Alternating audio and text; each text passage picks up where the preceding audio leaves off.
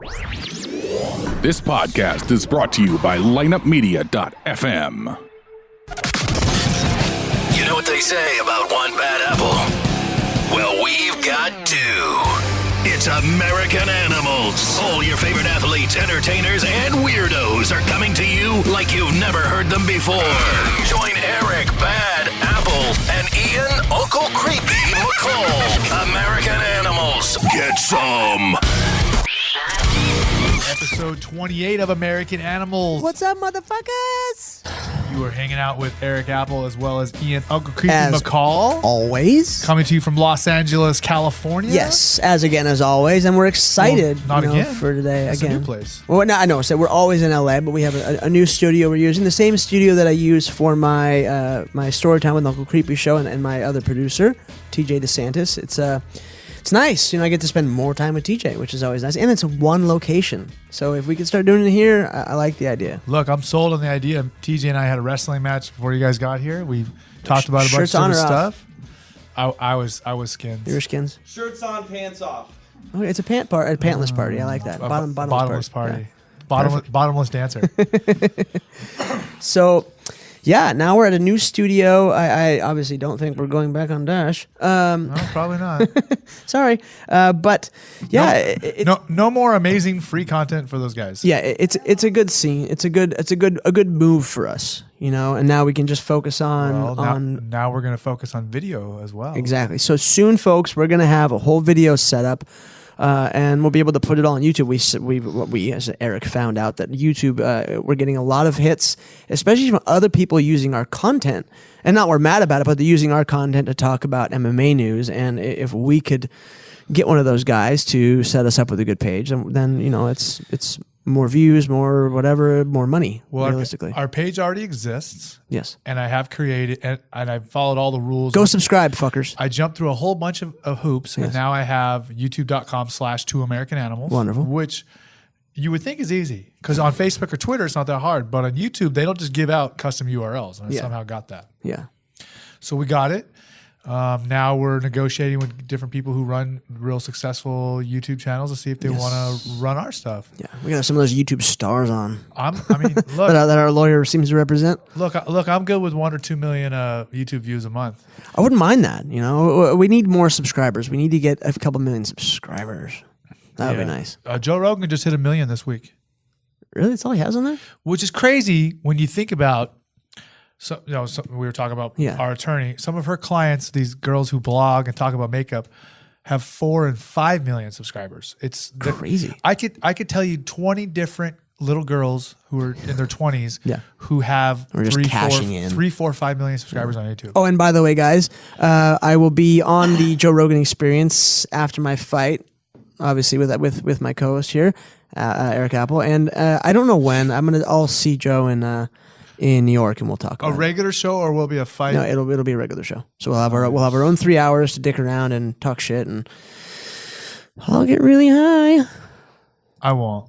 Now my fight's gonna be off, so I can get shit faced. You can drive. We can just go do degenerate shit in Hollywood after. I'm excited. I'm good with that. I'm excited. I'm all about it. Yeah, I haven't been a good boy for a while, but I'm in training mode, kind of. I fucking lost 10 pounds in 2 I weeks. know, and if people don't know, Erik used to be a professional fighter, among other things, but. Now that I'm in camp and I switched gyms to Ruka, he's been there pretty much every day that I'm there, and you're working out, and I'm a classic every night. Yeah, and you're a classic every night, so it's good on you. And with our new meal company, M120 Meals, if you guys haven't checked it out, go look at our social media and sign up. Use the promo code 2AmericanAnimals, and you will get $75 a week. Yep, $75 off a week. So you'll save $75 a week. $139. Yeah. You get to eat Monday through Friday, breakfast, lunch, dinner, snack, and dessert. Yeah, it's healthy. 3 meals, a snack, and dessert. It's delivered to you every 3 days. It's okay. So people, if you don't understand, it's a 5-star chef. So Gene, the chef we have, used to be Sir Elton John's chef. He was a Fertitta's chef. He knows what he's doing, and it's the food is incredible. It's really good. Do you think he's big enough to be Tait Fletcher's chef? He could be. Is he? He should be. Is he? I'm is trying he to of that get caliber. I'm trying to get. And speaking of Tait, that is our guest for the day. Hopefully I can get Tait to get on, or at least get the word out, because it's free food. Yeah. That's the thing. It's amazing free food. So all of our friends with large followings will post for us and then get free food. It's a good thing. So we got Chuck Liddell on the program. Okay. We and got Heidi. We got Babalu on the program. Perfect. Got a couple people signed up here. Good. Okay. So, and they're going to post for us. Yes. Because 5% of that money goes to sponsoring 2 American animals. Yes. And we're animals. We need money. Crazy thing. One person that I really want, because I have a huge crush on her brain, is Dr. Rhonda Patrick. And she was on Joe Rogan's show? She was on Joe recently, and she's been on there a bunch of times. She's incredibly smart, and she can dumb it down. What kind of doctor is she? She's a research scientist. And what is her focus or specialty? Health.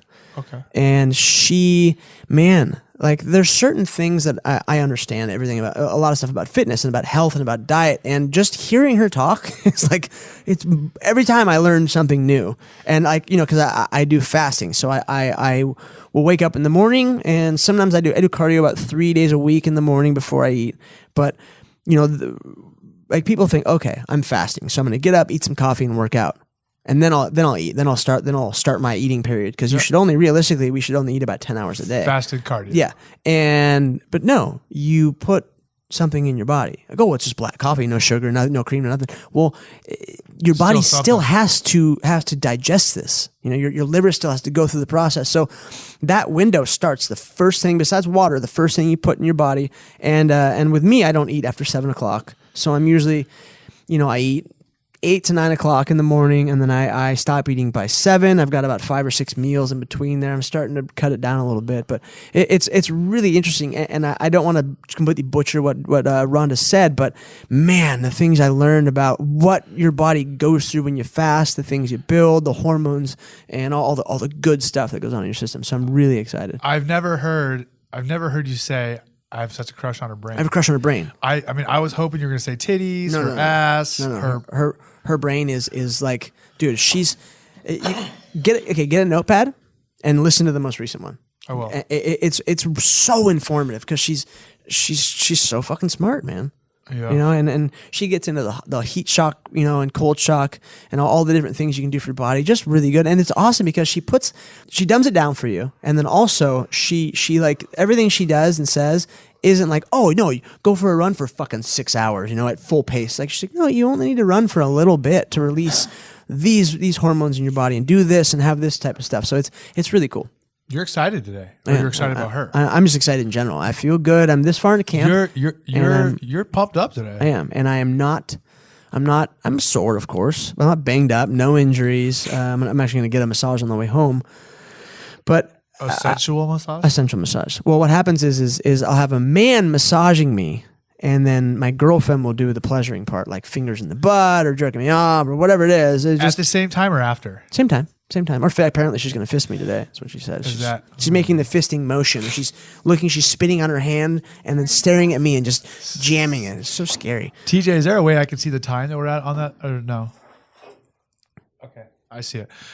Ian, how far out are we? 3 weeks? 2 weeks? It's 2.5 weeks. 2.5 weeks, and where's your weight at? You good? Weight's good. I'm waking up. Hopefully I'll wake up about 1:40 in the morning. Nice. I've only got one more meal to eat in an hour, and then we're golden. Nice.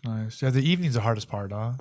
Yeah. What are some of the secrets? Because I have a couple secrets, or little tips. What are some of the secrets you do for people who are trying to cut weight or lose weight, and after 7 o'clock they get hungry? What do you do? So the only thing that I'm allowed to eat, or what I tell like a lot of my young fighters and stuff, the only thing you should eat if you're trying to fast and you do get that hungry, half an avocado and half a cucumber. It's an amazing fat for you, and then it's water soluble. God, I can't think of the word right now. Fiber that's inside of the cucumber, so it's easily digestible, and your body will zip through all that stuff. You don't want to eat too much because it might give you the shits. But too much cucumber give you the shits. Mm-hmm. And then on the avocado, a lot of vitamin B. On the avocado, you put a little olive oil and like a garlic pepper or lemon pepper. I'll usually put salt. Sea salt, and pepper. Himalayan sea salt is my favorite. What about like a little bit of like oil? Yeah, you can put on whatever you want. Yeah. So I do the avocado thing. Okay. Another secret I was taught was a spoonful of peanut butter. Because it's so thick, it'll make you feel it'll kind of fill that hole. Or what I'll do is I'll get if I don't feel like eating that much or just kind of hungry, I'll have a handful of almonds and then at the same time, I'll have a fat scoop of coconut oil and just put them in my mouth together. It actually tastes good. So it sounds weird, but it's a delicious little treat. I thought coconut oil was just for lube. It is. You can eat it too? Yeah. You can eat it and you can fuck chicks with it or fuck men, if whatever you're into. Hopefully not in that order. Hopefully it usually goes in the other order. Use it for sex, then you eat it. Yeah. Or you can eat it off out of each other. Yeah. It's all over my house. Man, you guys are both psyched today. We're excited. We're having a good time, man. Oldie Han is all talkative. We have to give her a mic again soon. The problem is she doesn't have a mic, then she talks a lot and we can't hear her. Yeah. And then or we do give her a mic, she keeps pulling her head away from it and we can't hear her. Yeah. Baby, you got to talk into it like it's my dick. We have to get a headset for her. TJ likes when I'm in the background. Oh, does he? Okay, well listen, you guys remember to find us on all forms of social media. That's at the number 2 American Animals. That's on Twitter. That's on Facebook. That's on the Instagram. lineup. So it's lineupmedia.fm. I got told that it's not lmg.fm. Yep. It's the lineupmedia.fm platform. They have a bunch of amazing shows. Go check it out. Both of our shows are there. And shout out to bjpen.com. Shout out to bjpen.com, The Underground, MMA.tv. Shout out to I'm really excited because this week I got hooked up. On It sent me a package, which is always great. On It is one of my favorite sponsors. I also got Kuyu. So I love hunting. I do. I'm learning how to hunt, and I'm lucky to get these companies like Kuyu is the Versace of hunting gear, and they sent me a bunch of shit, and I love it. I'm so stoked. And then on top of that, as I'm at the gym, one of my training partners works for a company called Virus. They make compression gear and workout gear, and it's by far the best. It puts everything else to shame. Just delivered a box of shit to me. I'm like stoked. I'm happy. I got a bunch of free stuff this week. Thanks, Magic. Thanks, Virus. Yeah, exactly. Thank you, boys. All right, we're going to get to a little break right here. We're going to come back in just a minute. We got all kinds of stuff coming up. We got current events. We got to preview the next fight that's coming up. And we have, of course, a sit-down talk with none other than Tait Fletcher. Yes, the man, the myth, the legend, the owner of Caveman Coffee. So tune in. We'll be back in just a minute. Hey guys, this is Erik Apple from American Animals, and wow, I was listening to the Ocho Man Behind the 8 Ball podcast the other day, and I realized this might be one of the funniest fucking shows I've ever heard. You've got to check it out. These guys do 2 shows a week on the Lineup Media FM network, and I'm listening to all of them now. You can get them on iTunes, Google Play, Stitcher, or ochoman.com. Welcome back to American Animals. Yes. And, we had a nice little open there. Now we're going to talk about, we're going to recap and recount the current events in MMA and sports in general. It's been an interesting time in mixed martial arts. Well, let's talk about the first thing. The biggest news of the week was Bellator, of course. We saw a couple good fights, a couple bad fights. They did 1.85 million viewers, which is a good number. However, it's far short of their best event. And a lot of people were expecting Bellator to break their record with Kimbo and Ken, and they didn't come anywhere close. Which is weird because, I mean, I at least thought that having Tito and Cheo would at least come close to breaking some fucking records. Yeah, nope, didn't happen. It happens, or it doesn't. We had a decent fight to start it off with Georgie, and then man, the Gracie fight was miserable. God, it was horrible. It was the worst thing of all time. Mm-hmm.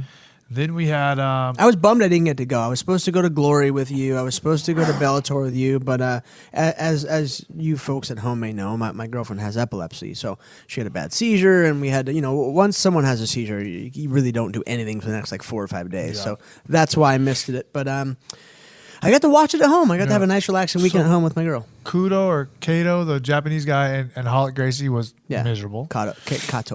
And then... which, that guy is very good, but, sometimes styles make fights. Yeah, and he was real hesitant. He's afraid to get taken down. And Holic shouldn't be fucking fighting. He sucks. Yeah. Say how you I hate to say it, but he sucks at fighting. So then we had Paul Daly and Brendan Ward. Awesome. That flying knee from fucking hell. My God. That was pretty legit. Yeah. That was super legit. People were shitting all over Ward, and I was like, why? I don't really know that much about him. Apparently he's pretty tough. He's a tough dude. I mean, I didn't know much about him either, but after he got knocked out, I guess that's what happens. People are shitty on the internet, and they were just talking all kinds of trash, and it kind of really bothered me. Yeah.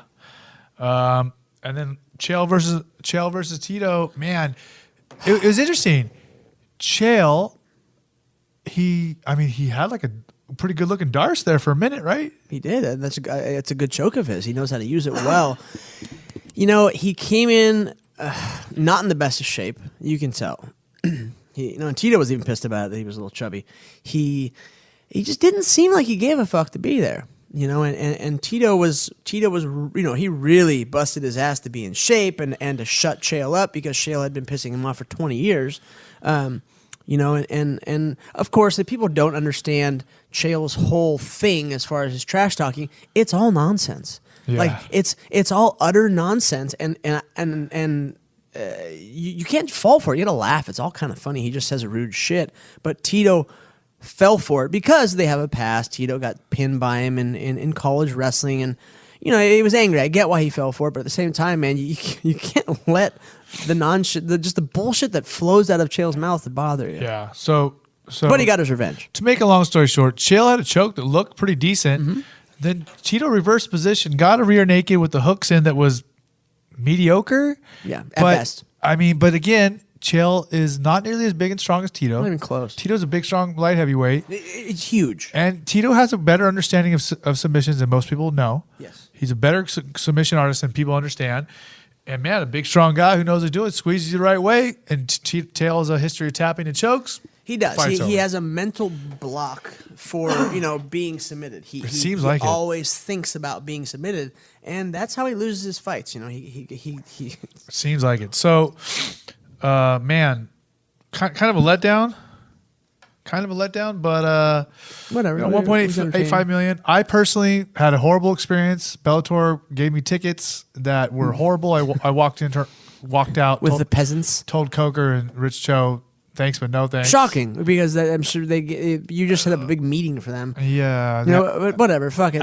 How was Glory? Asked me to do a favor for him, and then they put me up there. Like I don't. Exactly. I'm super confused, and I'm relatively sure it was something that fell through the cracks. Exactly. Knowing those two. I'm sure Scott and Rich didn't say put Apple in the nosebleeds. No. But they did, and I'll just go home. I don't need to be here. I've seen the fights, but let's talk about Glory, because Glory. I didn't get to watch Glory, and I love Glory. Robin Van Roosmalen is a badass. He got stripped of his belt because he missed weight by 0.8 of a pound. Now here's what's crazy: they didn't give him an hour. Like that was it. Yeah. You didn't make it. Now they had a quote unquote official scale at the hotel that he was on weight.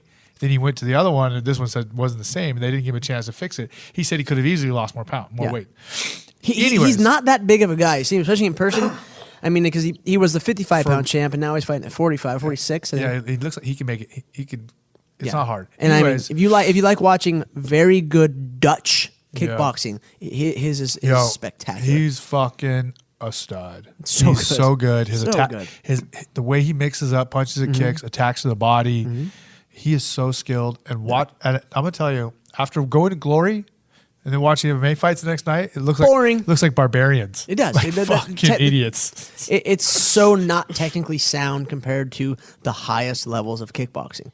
And Glory is so fucking awesome. I mean, if you've never seen Glory, you guys have to watch it. Glory Kickboxing on Spike TV. And this is coming from someone who fights for the UFC. I love MMA. I love the UFC. But Glory Kickboxing is fucking the most exciting thing on TV. So go tune in, and you get to see guys like Nikki Holtzkin, Robin Van Roosmalen. You've got so many amazing guys. You've got a couple Thai guys in there. You've got all the Euros. I mean, there's so many amazing guys. Siddhachai, Ping Pong, Bing Bong. I can't remember. It's legit. Glory's legit. It's a great show. I'm looking to kickbox this year. I would fight in Glory or Lion Fight. I would love to be a part of one of those shows. A nice show. Let's move on. Man, Mike Goldberg gone from the UFC. He was on with Ariel Helwani this week. Poor guy. Man, he didn't even get a goodbye. Didn't get nothing. Just fucking later. Beat it, which I'm shocked. Beat it, Cook. Shocked. Mm-hmm. There wasn't a public thing. He said Dana White, which I'm really bummed that Dana didn't even. I mean, Mike is too, but as someone who's friends with all those guys, man, you should have at least said something. I to don't. the guy. I don't know. Maybe Dana didn't want him gone, and then they said we're getting rid of him anyways. Yeah. Maybe Dana didn't have a choice, so Dana doesn't know what to say. Who knows? We don't know. Yeah, exactly. Let's keep moving forward. Big matchup announced. Stipe Miocic. He's going to be fighting Junior Dos Santos. And if you didn't see their first fight, that was awesome. And Junior won the first fight. Junior won the first fight. It was close, as TJ made the quotes. is doing finger quotes. I think he lost that fight, man. And you know what? It was really close. It was a very, very, very close fight. Could have been a draw. A lot of people say Stipe won. But I think this fight is Stipe's to lose. He has progressed so much. And he was a dark horse coming into that fight in the first place, the first one. So I think Stipe is going to run away with this one, and he's going to fucking put on a hellacious beating on JDS. Yeah. Okay. Well, it's definitely an exciting fight, especially considering how close it was the first time. Yeah. Moving forward, Johnny Hendricks, who was announced, he's going to fight Hector Lombard at 185. That's two short guys with massive power. That's going to be awesome. That's quite a welcome to 185. Go to welcome fucking anywhere. I mean, yeah, someone's getting knocked out. Johnny Hendricks ain't playing. No. So Johnny Hendricks is a stud. Hector Lombard's a fucking stud. That's going to be a great fight, and we'll see if Johnny can put it together after this. Because he's looked like shit. Yeah. Mentally, physically, he's looked horrible in his last few fights, and he's on a 3-fight skid. Yeah. So I hope he pulls it out because he's an exciting fight. I thought he won the last fight though, even though he lost with Neil Magny. He was on top a lot. Yeah, but he wasn't busy, was he? Yeah, it wasn't, but it was close. He controlled the position. Yeah. Moving forward, another heavyweight matchup announced: Travis Brown and Derek Lewis. Yes, that's going to be Travis Brown left Glendale. Yes, he left Glendale Fight Club because Edmund's a shitty coach. So he's no longer with Brow Down. Brow Down in Glendale. I love it. I love that you know that. Of course, I love that most things we've shared together. Armenian. But we didn't watch Brow Down together, but you know about it. Just like we didn't watch the Foot Fist Way. But it's amazing. Foot Fist Way. Keep on going. Frank Mir. He wants to come back in 2018. Cool. He must need some money. Because the dude looked slow last couple fights, and then he gets a 1.5 or 2 year suspension. But now he wants to fight again. He looked bad. And last but not least, the other day at Bellator, they announced 2 fights: Rampage and King Mo 2. And Rampage is a super heavyweight, so fat. He looked like he's got to be pushing 300 pounds, man. No, he's big. He looked fucking huge. Look, I love Rampage, and he's a huge part of the sport. Yeah, love Quentin. He's big. He's a big boy. Man, and I don't know. We'll see what kind of shape he can get. They're gonna make Mo fight at middleweight. I mean, a heavyweight for the fight, because obviously Rampage ain't coming down. No, he's not Rampage ain't making 205 no more. They're gonna make Mo because no 205. Well, no, they're gonna fight heavyweight. So Mo can be whatever, because Quentin's probably gonna weigh in at 250. He is big right now. And then Quentin's big. Another matchup. Like I'm not joking. I'm saying he's probably about 280 pounds. Another matchup they're gonna have. Chael next is going to fight Vanderlei, which will be interesting. I still think people will want to watch Bellator. In Bellator? People will still want to watch that fight. I would love to watch that. Chael and Vaughn, because they've had a little brawl thing going. Yeah. Vanderlei's going to be able to come back here pretty soon. The suspension is going to be over. Another fight they're working on with Matt Mitrione and Fedor coming up. Yeah. I don't know if I'm supposed to say this, but whatever. Fuck it. They want to have a rematch with Fedor and Mirko in Bellator. But Mirko's retired. No, the check's big enough. They need to do that in Ryzen, man. They need to do that in Ryzen. Well, wait, hold on. They want to do that. Bellator is going to do a Japan show, and they want that to be the main event. I would like that. Interesting. Are you interested? I'm very interested. I would love to watch. I would love to watch a resurgence of Ryzen, a resurgence of Japanese MMA. Sure, they don't have the Japanese star yet that they're looking for. I think if they explore lighter weights, they might find some. But you have guys like Kron Gracie, who's, I think he's 4-0 now. He looks great. Doing well, yeah. Granted, his stand-up is lacking, but he's only not that far into actually kickboxing. Who else do you have? You have star-wise, I guess it's kind of a freak show. You have Gabby Garcia. If you could find anyone to fight her. I mean, she has a legitimate shot, I think, at fighting man, because she's just so big and tough. Fighting a man. She's 230 pounds. I don't know about skill-wise. No, but it wouldn't be a good guy. It's a freak show. She fought a grandma the last time. You know, she did. She fought like a 52-year-old pro wrestling chick. Let's talk about coming up this weekend, UFC Fight Night. It's in Denver, Colorado. Shvenko versus Pena. Yes. I don't know much about either of these girls. This is one of the things I was saying, man, this is not that big of a deal. And how these two girls are main eventing over Cowboy and Masvidal is mind-blowing to me.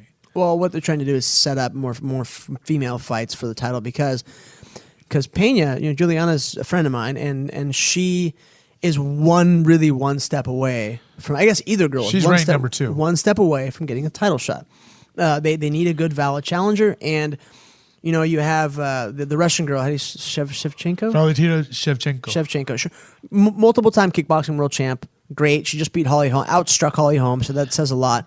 And then you have Juliana, who has vicious ground and pound, great wrestling, and on top of that, she's a pretty girl. She's decent looking. Yeah. She's a pretty girl for the sport, especially for that a fighter. Size. She's great. For a 135-pound fighter, she's a good looking woman, and it's very marketable. And on top of that, she's a fucking sweetheart. The next fight, Cowboy and Masvidal is going to be insane. Man, I just hope it's not a letdown because that's going to be a fucking awesome fight. I do not see that being a letdown. At 170, no way. Donald Cerrone, a lot of people were thinking he's going to walk through. I'm like, fuck no. George Masvidal's bad. Bro, that dude's bad. That dude is seriously He's been around for a long time. He has better wrestling than people know. He fucked up Jake Ellensberger like it was nothing. Yeah, and granted, Jake's foot got caught in that fight, but he was still losing. He was getting fucked up in the fight. Yeah. Arlovsky versus Ngannou, the African dude from France. Big boy. That dude's scary. Jesus Francis Christ. Ngannou, the Predator. He's from Cameroon. His record's 9-1. And he crushes and he hurts people really bad. And Arlovsky, who had a suspect jaw for years, he hasn't as of late. But when you have someone who's that big and hulking and that much power, I honestly think that we're going to watch Arlovsky get crushed. Yeah, we'll see. And Bruce Leroy taking on, is it Jason Knight? I don't know much about Jason Knight, but I always like to see Bruce Leroy fight. 2 more fights on this card that we should pay attention to.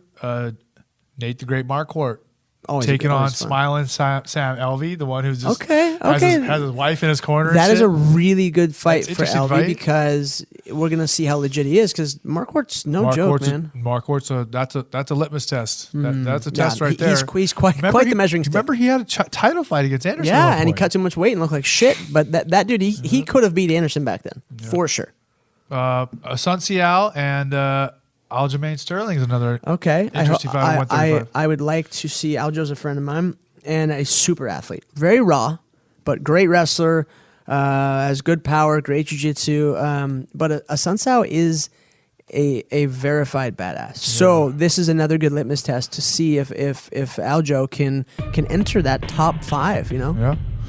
Okay, well that's our news of the week. We went buzz right through that. We're gonna get to our interview with our lovely guest, with a very special guest next here on American Guest Animals. And sponsor of a lot of my stuff. So I love it. That's right. We'll be back in just a minute here on American Animals. Hey guys, Eric Apple from American Animals here, and guess what? Audible is offering a free audiobook download with a free 30-day trial to give you the opportunity to check out their service. And you get it right through our website. I'll tell you one example and a great thing I would recommend. I'm a Star Wars fan, and the best thing to do is listen to audiobooks, the Star Wars audiobooks. They're great, and they have awesome sound effects as well. So download your free audiobook today. Go to audibletrial.com/animals. Again, that's audibletrial.com/animals for your free audiobook, or check out our website, www.2americananimals, and that's the number 2americananimals.com. Welcome back to American Animals. Hey, boys. Episode number 28. I'm excited.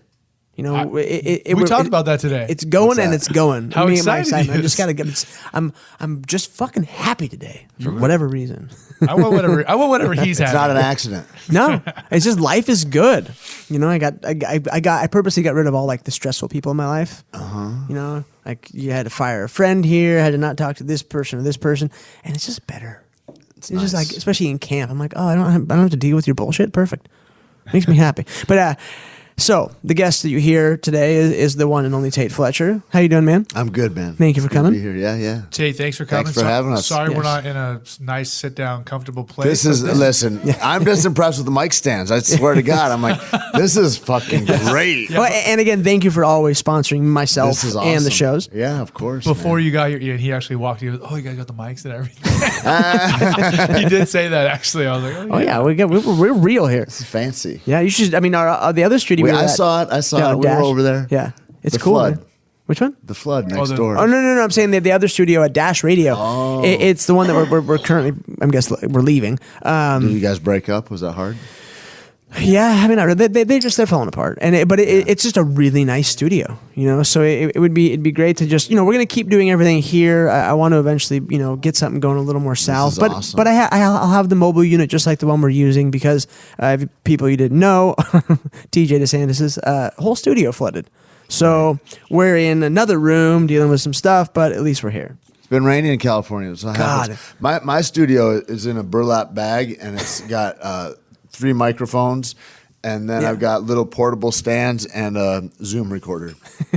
That's my whole shit. It's pretty fancy. are you? awesome. So wait, I didn't. Are you're doing a podcast? I run a podcast, yeah. I'm The sorry, I Pirates didn't know. Life? Yeah, Pirate Life, Yeah. Pirate Life podcast, Pirate Life Radio. But just like I run into people and I'll be like, man, I want it's just It's you just know, the nice thing is you organic. have conversations that you wouldn't have otherwise with people. You know what I mean? Well, And that's been the beautiful thing about it. That's why one of the things I say a lot is when everyone starts talking before the show, I go, "Hey, this is what people want to hear. Like, Absolutely. let's talk about this while we're recording." One of the coolest things I think about it was I was like this. I'm like an asshole. Like I was like when I first heard about email when I was a kid, I was like, this is never going to go any. I was a little kid. I was like, this won't go anywhere. This is fucking silly. Everybody's got to have one of these computers that I'm like, who has those? Rich Stupid people have box. those. Like that's not happening. I thought the same thing about podcasts when Rogan turned me on to it, and I was like, well, good luck. And he's done over Yeah. 900 Yeah. shows, dude. That guy's ahead of the curve. He's Crazy. getting the numbers that they threw out the other day was he got 60 million downloads In the month. and then in the month, and then also on top of that, 12 more million on YouTube alone. And I was like, holy cow! Yeah. That's And he does Ustream on top of that. yeah, Like it's this- insane. It's a multi-layered deal. So Ustream doesn't count as regular Ustream downloads? is because that happens once, right? It's not Yeah. a recorded deal, so it's a live stream that happens, and then they put that up on YouTube later. So I think like right when he goes, okay, we're live on Ustream, and he pops that open. I think right then there's like 1 million people that download it that within that 15 minutes or something. Wow. Like it's ridiculous. Yeah, it's the only thing that I get push notifications for. Right. Is Joe's show. It'll pop up, and it's I guess it's just YouTube. Either Lawrence Kenshin made a new cool video, or you know, breaking down whatever fighter that I just love. If you haven't seen Lawrence Kenshin, makes the best fight breakdown videos on YouTube. Really? Oh, you haven't seen him? Oh man, I try not to stay on YouTube. Last time I went on there was that "Call Me Maybe" song was going around. I stayed on the fucking internet for 4 hours. I was like, I can't live my life like this. I'm not responsible enough to have YouTube in my life. Where you'll get stuck? Yeah, I get in a loop. It's like it's worse than a porn loop. Like you get caught in that porn loop, you're looking for the right place to come, and then it's Well, like that's what they 4 say hours about later you've cleared your schedule. That's what they say about the people who watch those zip popping videos or the cysts that cut open. People get, Oh, Hey, there's one lady that's her job. I mean, she's a doctor, but she has like a whole video library. yeah, she gets millions of views on every fucking video she makes. And dude, she pops things that are you're like, that was in you. there's hairs and stuff Oh, there's inside like- them, No, and like a eyeball, it's baseball. so weird. Like a baseball post. Yeah, and then Joey she just Diaz had one growing out of his shoulder once for a while. Why does that not surprise me? I mean, he just He- gave no fucks. he He's seems like like, the ah, guy it's that- my little buddy. Fuck it. I didn't know Mike's made a hard iced tea. Whoa. Eddie Bravo would be like, I want to draw a smiley face on it. We can name it, get a little hat. You can go. You can fucking sell lift tickets. Yeah, exactly. See, Joey, I'm a businessman. I keep telling Joe, I'm like, I need to party with Joey. I need to. I'll go blow for blow. Like, Right. let's go. Let's see how much weed we can take. You can dose me up with whatever Right. you want, and let me know. Fucking, You got to hide start some at 7 in mushrooms the there. morning, Yeah. and then he likes to go to bed by midnight. Yeah, let's just get weird. I know he outweighs me by double, but Double. I can. He's what, 300 pounds? He doubles me. Yeah, he's big, man. He's 350. Oh, so he's a lot bigger than me. damn. So he's over 280. Joey's a big guy. But I mean, I think he's fluctuated between 300 and 400 and some pounds. I didn't realize he's that and big. he's tall. Yeah. Well, let's step back. So for our listeners who are not familiar with Tait Fletcher is a former mixed martial artist, Yes. competitor UFC on fighter. one of the original seasons of The Ultimate Fighter. Was it 2 or 3? It was 3, yeah. Season number 3, which was light heavyweight. It was light heavies and I forget who the other ones were. Was it middleweights? Since then, TJ DeSantis always comes through with the proper knowledge. He doesn't even have any idea that he's speaking way louder than everybody else, right? With those headphones on. He's like, middleweight! No, got it, brother. Yeah. Why are you yelling? he's and since then, Tait has moved in the world of film and television. He's been successful as could be in the world of stunts and now acting as well. I laugh. There's so many movies that you're in, and every time I see your face, because it's always someone killing you, so I'm always just laughing my ass. I was telling my girlfriend the other day when we were watching John Wick in Westworld, and I was like, oh, there it is again. He's getting murdered by somebody. Yeah.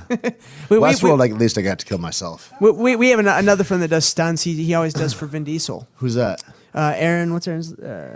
Aaron Saxton, and he's again a guy that he's like, I've been killed by. I got killed by Denzel. I got killed by this guy. So it's really it's interesting. That's a world I always thought about trying to get into because I acted my whole growing up life. And I know I can do stunts, so it was something I thought about, but I just never really took the initiative. You're busy. You got another thing right now. I don't know. I'll tell you what. Yeah. I can do stunts for kids. There's time. Listen, stunts and stunt fighting is rougher on your body than real fighting. It's a different thing. You know, it's the difference. People are like, what's the difference with that? And I go, well, if we fight right now and you get knocked out or something, you don't know that's going to happen. It's not like you see that punch that puts you out, but right? You know you're getting fucked up today. When you go and you're like, okay, yeah, we're going to be talking, we're going to walk out in front of this car, and you're going to get hit by a car, and you know that car's coming. It's like it's way different to get in a wreck when you have no idea that the wreck is going to happen, hence like a fight, versus like, yeah, this is going to happen, and you're going to be here, and then you're going to get ratcheted back through this wall. Yeah. But I need you to act as if it just happened, like you didn't notice it. Or to add to it, and we're going to do that take 8 times. For sure. You have no idea. We're going to reset the gate. No, I do have an idea. Yeah. I've done it. No, but I mean, you have no idea when you do it, how many times, what you're doing. You know what I mean? You don't have any clue. You're like, could be once, it could be 15 times, you know? It sucks. Like I went over the head, like in the accountant, and there's that scene, and we're fighting in the back of the truck and go over the front, and we're going 20, 30 miles an hour, and then they slam the brakes on, and you go launching 15 times that morning or something. Awesome. Yeah, Maybe awesome. I don't want to do stunts. It's not a piece of cake. So wait, let's keep going with our description for Tait. So Tait, Ultimate Fighter, you were fighting back, back when Ian and I were first fighting, before fighting was considered cool or trendy. Yeah, I started in like I did my first pro fight I think in 2003 maybe. And then I was doing stick fights. I fought with a group called the Dog Brothers before. I never knew that. Yeah. I know who they are, but I didn't know you did that. Yeah, so Arlen Sanford was one of the original Dog Brothers. He lives in Santa Fe, New Mexico. Yep. And so that's how I got introduced to Greg Jackson, was through Arlen, and I was fighting with Arlen, and I was just trying to get my head out of myself for a little while. And the first time I did a stick fight, I was like, I felt free. What's stick from the like the collie, like collie or a screama or Krabi Kabrong is where Arlen's background is, but. Okay. A rattan stick that's like 30 inches long or something, between 3/4 of an inch and 2 inches would be a heavy fucking stick. Yeah. And do you remember that stuff? Oh yeah, those guys are not playing. Martial arts my whole life. That shit didn't look very fun to me. Yeah, it's interesting. You get to thinking about like what self it is you're protecting, kind of, when you got a stick buzzing by your head, like and what levels of importance are. And there was the first time I felt like I'm 100% here, like in a moment, you know, and it was a vehicle to help you find that specific space. And then I always felt that with fighting too, and I felt like, I think, like a lot of the guys from that era probably felt like that. Like, well, I'm going to put myself under this crazy pressure, under the scrutiny of my peers and my family and people waiting for me to fail, and people that like everybody, and I'm going to maybe get dominated in the most primal way, and I want to see if I can exact what I did in the gym. I mean, I don't know if you've ever felt it yet, but have you ever felt like the best day in the gym, that you've been able to do that under the lights when it mattered? And it's like most guys, like, they fight for a long time before they get that feeling. I never did. I never got to where I was like, when I'm performing on fight night, this is who the best fighter is coming to the gate. And it's like, you almost can't, never. you know, it just doesn't occur. You don't hear a lot of guys talk about It's rare. that. It's really rare to pull that off. I mean, to do and be exactly how you want to be in there, everything you're saying perfectly is Not overthink it. Yeah, exactly. To be in a flow. Like that doesn't occur. That's the biggest part of the game, right? Yeah. Is holding yourself together and performing under pressure. Yeah. And it's a different guy every day that shows up. I mean, it's like, you know, I've been with the highest level guys that are getting ready to walk out and they're more nervous. I'm like, what's going on? And they're like, I just hope that I fall down when I'm walking up the steps, knock myself out, and I don't have to fight. And it's like, those are guys that are champion fighters. You know what I mean? It happens everywhere. I remember when we were kids, what's the guy who was Cesar Gracie's guy from NorCal, the one who was a stud, but just didn't, he fought like once or twice UFC. Dave Terrell. Dave Terrell would panic. He's a badass. He's scary as fuck. I used to see him at grappling tournaments. He would fucking try to escape. He tried to leave more than one UFC. He tried to just fuck around the locker room and they had to like chase him and get him. He was like, I'm out of here. And I remember the enduring public doesn't understand what goes on backstage. People are crying and trying to get out. Well, remember Kawhi Kupahea? Yes. I remember Kawhi Kupahea crying his eyes out before a fight, fucking panicking. Yeah, really? And he was badass. He was a heavyweight. I had to slap him in the face because we were in Hawaii. My brother and him fought, and he was fucking on the verge of tears. And I was like, I was 18. I'm like, bitch, whack, shut up. Like, just get out there and smash this dude. Exactly what he did, but... Well, let's look at two things when we talk about our sport. Number one, no sane, normal, mentally well put together person It's a good point. is really going to be willing to get in a cage with another man who is very physically fit and has been spending years of his life or a decade of his life or more training how to fucking hurt someone. A normal person how to hurt you specifically. A normal person's not going to be like, hey, that sounds like a cool thing for me to do. No, most people are going to be like, nah, I'm not down with that. Because most fights occur in a moment. Yes. We brush past each other in a bar or something or whatever, and people are like, I would fight. I could do. That's an easy fight. That's just you're reacting to your own personal safety. Most people have self-preservation. But to think about it, sit and think about it for 2 months, 3 months. Think about this guy and go through all the feelings of I'm going to crush him to, oh my God, I can't believe this is my life. Well, that's going to lead me. Why did I choose this? Fuck. That's going to lead me to the next point, which is expansion. And what you're saying is basically the same thing. You look at other professional athletes, because we all know guys who play pro baseball, pro football, pro surfers, wrestlers, whatever. Pro surfers, pro everything, right? I know a lot of professional athletes, but I guarantee not one of them, not one, comes anywhere close to the pressure that a professional boxer or MMA fighter feels. And this is why. Preparation. There is no sport in the world where you put as much preparation time, it condenses into such a small performance time. Think of it this way. Baseball players, they have a game every 2 days, every other day, sometimes every day. Right. A football player, if it's baseball. If a football player has a shitty game, you play next week. And also, I have my team that I can defer responsibility to. So baseball, you play every day. Football, you play once a week. You got another game next week. Baseball and football, you have other teammates to help you. So any team sport, right? MMA and boxing, you got 3 months. Right. Where you spend, 5-6 hours a day, 6 days a week. Your whole life revolves around your fight. Your training, your diet. Wake up, you think don't about go. it. That's all you think about, right? Your relationships go away. You don't talk to anybody else except other fighters because fuck you. So all that. So what? So Exactly. so 10 weeks, 12 weeks of every day, all day goes into a fight that could last 30 seconds. Right.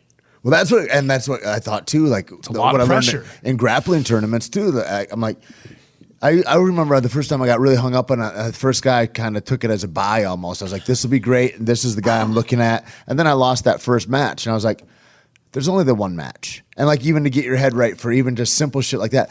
I would think though that surfing is maybe equal to that, like big wave surfing where you have a wave that can kill you, that you don't know how big it's going to be, and you are preparing for it. Like I feel like that is a hell of a amount. Those are nerves that I don't know shit about. But it's a different kind of it's a different kind of pressure because you can't control that. I've because you don't know what the wave is that's coming. I've grown up in Hawaii a big portion of my life. I've been in the biggest waves in the world, and yes, it's scary, but it's a different type of pressure. Okay, I just watch those guys and I go, well, this is a man. Exactly. See, but life's relative. Those guys look at us fighting and go, Right. that's scary. Yeah, I would never do that. It's all relative. That's normal to them. You ride big waves all your life. It's not that big of a deal. Yeah. what's scary to me is not scary to them. What's scary to them might not be scary to you. Right. Yeah. That life's relative. But like I say, the amount of preparation time that goes into a fight is uncomparable compared to any other professional sport. You're training for 3 5-minute rounds or 5 5-minute rounds, but the fight could be over in 10 seconds. And then you think about this. If you lose in football or baseball, you got a game in a couple of days or a week. Yeah, you think about what it means. If you lose in MMA, you might be cut. You might not get a fight if you don't get cut, Joe Silva might not call you for 6 months. And on top of all of it, or ever. You got 6 months to think about how you fucking lost. Everybody talks about I got a contract in the UFC. Those are to win fights. Exactly. They don't ever have to call you again. I mean, maybe now it's getting a little different, but it's like back in the day. Slowly. Yeah, and on top of it all, you make so much to show up. So let's say you make $10,000 to show up and fight. They always, until you get later on in your career, they double it for you to win. So you always think, okay, I'm going to go home with 20 grand. And there's bonuses and sponsors, which are nothing. Unless you can get a $50,000 bonus, and then you're happy. But what happens if you lose? You don't get that extra. Half of your money is gone. Yeah. You here's train another 3 thing. months for peanuts, basically. Say you have a couple good fights. Yeah. And And maybe if you're good, you made $100 grand. Yeah. If you're fucking, and like that would be a big deal That's really top. Yeah. That's for top, us, that's right? top 20% right now. Right? Yeah. That would be huge. And so you look at that and you go, okay, rad. And then you spend that money because fuck yeah, I'm living now and this and that. And then maybe you don't get another fight for a while. Ooh, but maybe it's IRS time. And then the fucking room goes quiet because that 100 grand you owe 45. Yeah. And good luck, motherfucker, because you don't have another fight coming, and you don't know where that's. And dudes lose their house, they get married, they celebrate like they got a whole new way of life. You don't have a stable job. Well, you know what's crazy is that's not limited to guys who make 100 grand in a year. Right. I'll tell you right now, I know this for a fact. Until 5 years ago, Floyd Mayweather was getting hard money loans between fights. Really? 100%. He would have to go to dudes in Vegas and get hard money loans, and he'd pay them back the next fight. He was doing that until relatively recently. Rad. Nick Diaz, right now, he owes a shitload of money to the IRS. Yeah. This next fight he's taking is to pay. Part of that money will go to them. You know what's a trip about when you're said to you're not very mentally well to whatever, or like, there's we got glitches. Another thing I think is like, and you brought up Nick, like I think I heard Nick talk in one of his fights, and they did like the Road 2 kind of deal or whatever, and I thought, he's like literally fighting for his life when he fights. When he's getting ready for a scrap, he's like, there might be 15 guys in there. I'm going to have to kill everyone. Like he's fighting for his life, and he's in the schoolyard and he's in 10th grade. It's, you know what I mean? It's a Type very of shit, right? different mental outlook on it than other people have. And what I thought about that was I thought if he were well, like if he got all those demons settled, he might not even have an urge to fight, let alone be very good. You know what I mean? It's like there is that fire. He even says now that he doesn't want to fight. He does it because he has to. Right. He says, I hate fighting.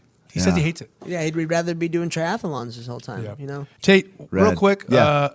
how do people find you on social media? Just my name, Tait Fletcher. It's Tait Tait. Yeah. Fletcher. And Tatimus Maximus on Snapchat. I don't know if somebody's got Tait Fletcher on Snapchat. I tried to snap him, but he doesn't snap me back. All right. So find Tait Fletcher at Tait Fletcher. Find at 2 American Animals. And go follow, subscribe. Actually, click a button. Yeah, dude. If you follow a podcast or a radio show, man, that I don't know if these guys tell you a lot, but that means a lot. Like if you go and you like it and you post good content, that helps. That helps the show get funded. After we saw you on The Ultimate Fighter, and you were one of the more recognizable, more well-known guys there, you left MMA. You had your last fight in 2008.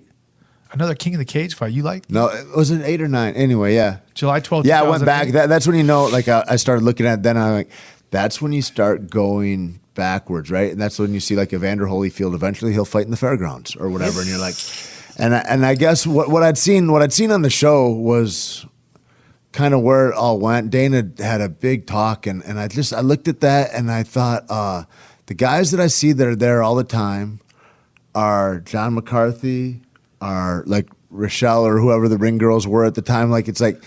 And you're like, these are different. They just cycle through these dudes, and I'm like, this is what this is. And there was shit that happened in that house too, and I was not impressed with almost anybody. And tell me how big a torture it was living in the house, because most people don't know this. Ian knows this. I no-showed The Ultimate Fighter twice. Yeah, I wouldn't I'd imagine because you were a huge personality down in Southern and I just told California. him no. I wouldn't sign the contract. I told him, look, I'm not giving you the rights to my image name, to my biography, to fucking for eternity, in perpetuity throughout the universe is the verbiage that they use. You're like the word. If you actually like that is far-reaching. Like, fuck, wait, how far away? So I was already hosting TV shows, X Games, all that kind of stuff, and I had a relationship with Kevin Kay and people at Spike TV. Michael Diamond? No, Brian Diamond. Brian Diamond, yeah. Remember Brian Diamond? He ran the show. Okay. And anyway, yeah. They wanted me on the show, and then UFC said, "Okay, let's put him on the show." And then the people from Spike TV told me, "We will get you a different contract. You don't have to give them your rights to your image for eternity and all that shit." They told me that multiple times, and here's some sexy breathing. They told me I wouldn't have to sign that, but they had me cast on the show. Like they had a ticket for me, and I said, "Yeah, cool. Just give me a contract because I don't have to give you my likeness for eternity, and I'm in. I'll do it." And it just never got there. But I was on the show, so they had to like have an alternate go in. But like they were at the airport in Vegas, like, "Hey, you didn't get your flight." Right. Calling me, "Where are you?" Like one of their assistant producers. "Where are you at?" I'm like, "I'm not." I told them I wouldn't sign the contract.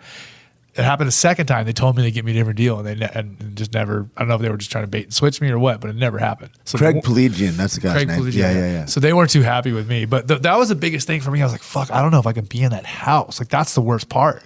It's all a little. I mean, it's all a little weird and skewed. And I was just like, whatever. I was like, I knew I would fight later anyway, but I didn't want to burn anybody else's spots. And so we all sat out. Somebody dropped out of a fight, and we'd all.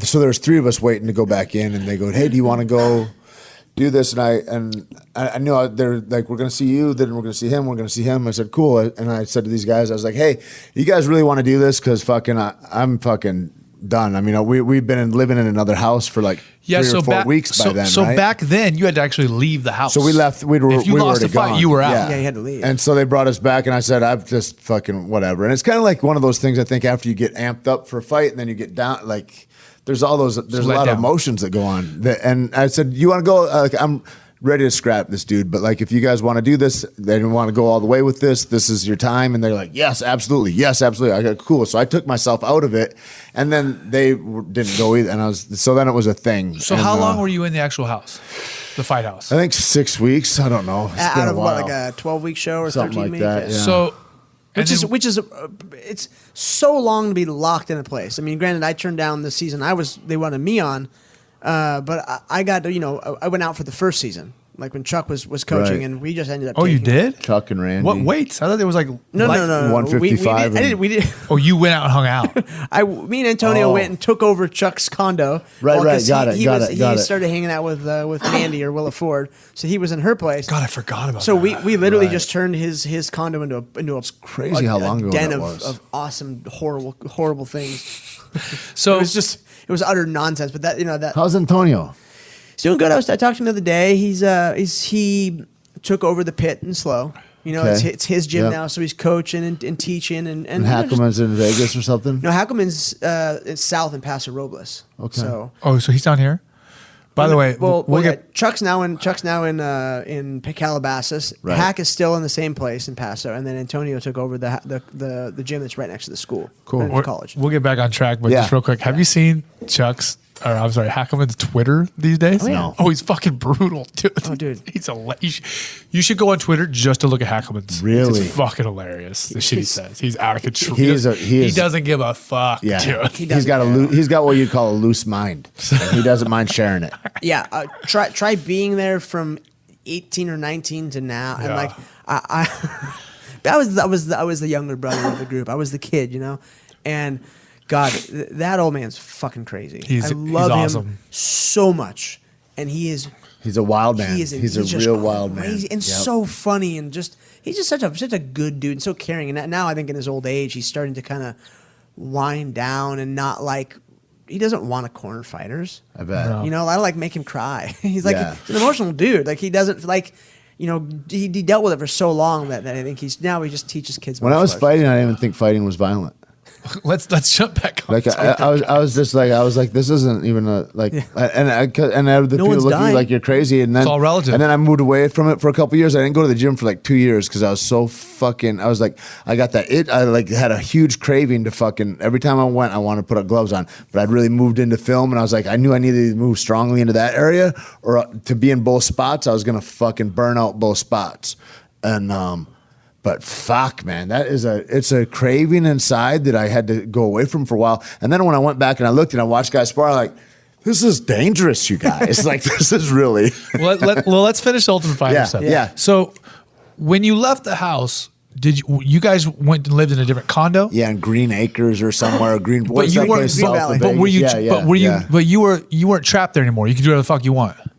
No, I don't. Well, I don't know. We didn't have like a car or anything. We were just in a shitty fucking apartment, like 3 or 4 of us.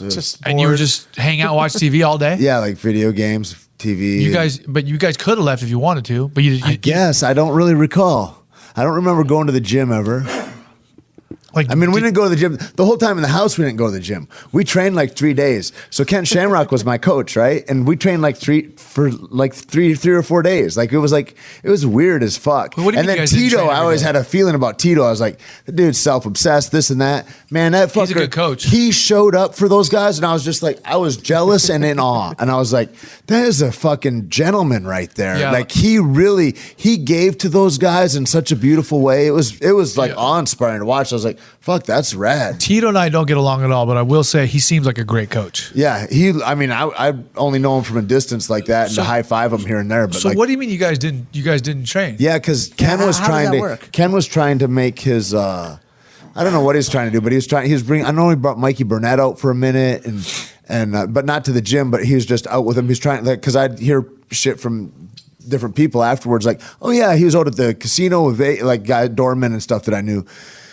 He was trying to make other deals. He was trying to get a life for himself because he was burned out. He was done, you know? I mean, so he was like a living example of a guy that had fought too long and was going to try to continue to spin that wheel for fucking until people would not have him anymore. And he's still spinning it too. So I don't get it. So crazy. you guys, what do you mean? So you guys So never we would trained stay at on the your own? house. If your coach was going to show up, you couldn't go. And so we would you go. couldn't go to the gym without him. No. Oh God. So how do people even make So we weight sat at and the shit? house. We would be there doing body calisthenics and shit and shadow box in the backyard. And This was at the this was the beginning of the show, third show. Yeah, Third so show it was ever, like yeah. There's no can't rules on it. believe It was that. It was a weird deal. I can't believe that. So I was like, that's what I said when I got to that point. I was like, This this is is nonsense. fucking silly. This is ridiculous. Yeah, And- 5 or and- 6, something And like Tito's that. guys are training twice a day. And you're just watching. I'm like, wow, rad. They're really getting after it. Like, well, we're fucked. That's who we're going. And like, you know, when you're like, I guess I'd lost a fight by then, but you know, when you're like undefeated or you've got a great record and you're looking at other guys and you're like, you know, there's schools or there's guys and they're like, these are fish and these are who we give our new guys to and get them to get loose. And they're not dangerous at all. They're going to be good for a good first fight for one of my guys or something like that. Yep. And I go, we're the fish here. That's what's happening right now. We're being fucking underutilized to the point where we're not competent to be able to do our art. Not even a viable product. It's a trip. It's a trip. You hear it a lot. I can't believe they even let that go on. It's just like a shit show, though. They had this guy Mike. He was a tattoo artist up in Denver, really cool guy, and they set something up where you can't get calls, or you can't get whatever. Yeah. And they said, "Hey, man, we got to talk to you." And he was kind of bummed, but he was pretty stoic. He was like a strong dude. And I go, "What's going on?" He goes, "They just told me that my chick called hysterical, crying and screaming, and she's fucking going off the deep end." And I go, "What's going on?" Well, my partner had left the tattoo business and he started one across the street, and he says he's going to sink ours, and like, so she's worried about the business. We just have a new kid and like all this stuff. And I said, so what are they going to do? And he says, well, I asked if I could call her, and they go, no, but what do you want to say? And so they did shit like that all the time to just try to spin dudes up to see, like, let's have them go crazy. Yeah, they and try and get you this emotional. Is They fucking try and get you gay. Not in a way that is going to be offensive to anybody. It's- You know it's what a- I mean, you cocksuckers. It's a Yeah, social fucking experiment. fags. Yeah, it's a social It's a circus. experiment. They want to Yeah. fucking And so I drive go, you okay, nuts. this is a circus. Well, and because I had Carla Esparza go to the show. Oh, and okay. she didn't have to. You know, Right. they were just going to let her fight the winner Yeah. of it, but she wanted to earn it. And I told her, I'm like, listen, for one, this is the show with girls. There's gonna be a lot of shit going on. You know, she's asking me like, oh, what bathing suit should I get? I'm like, fucking a full suit. Right. You have to wear a fucking wetsuit. This isn't a sex contest. You're not a model. Don't fucking try and pull off like that kind of shit. You're here to beat ass. And that's what she did. But you hear so many negative things about the show from people who live it. You know, they have to be there for so long. I'll say this though, bro, is that I'm super grateful. I'm grateful to UFC. I'm grateful to that, and everybody that went ought to be. Just in regards to like, here's like for where we come from is. We would have fought for nothing. Yeah.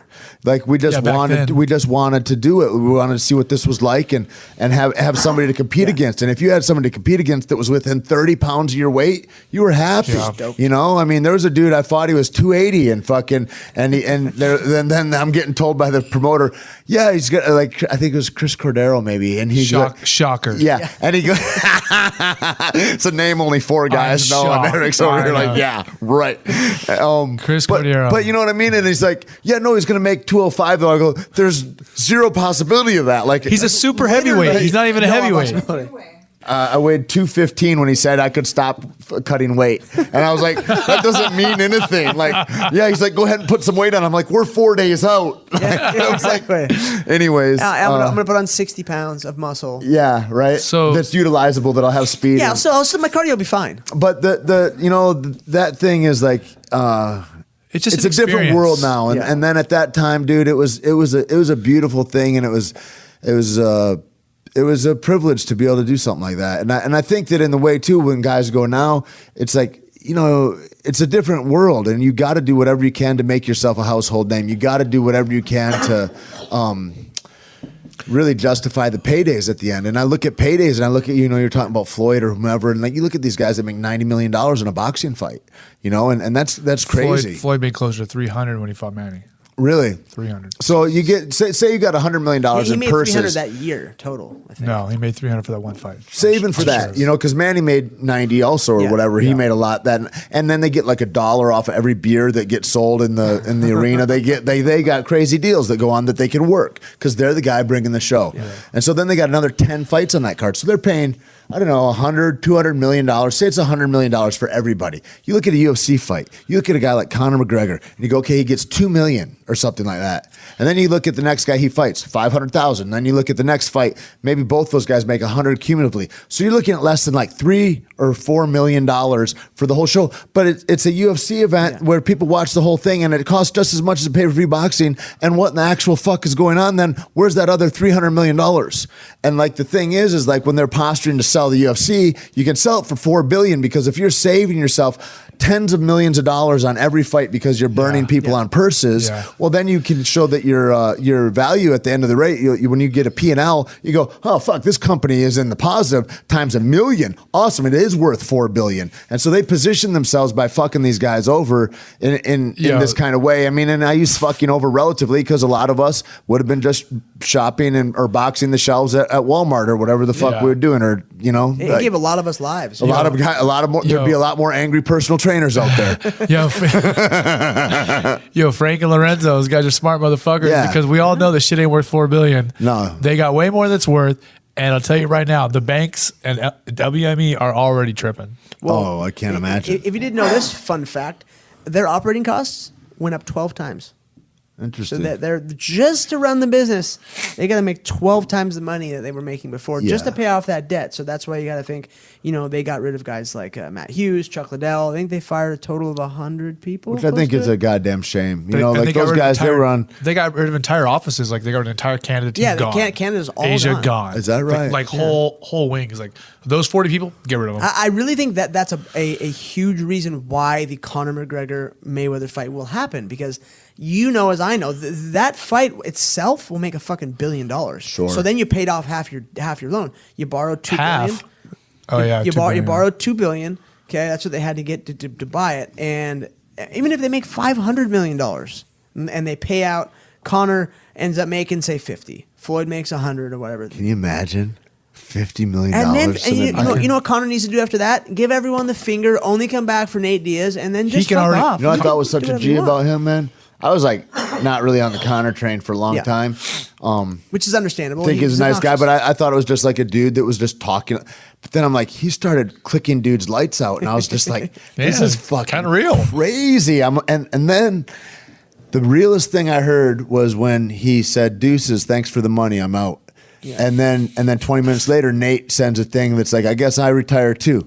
And then I'm hearing about what all that story was and what the rumor I heard from a best friend in the camp. Connor's playing chess. Is that Connor says to him, "What are you guys going to pay? This is the rematch."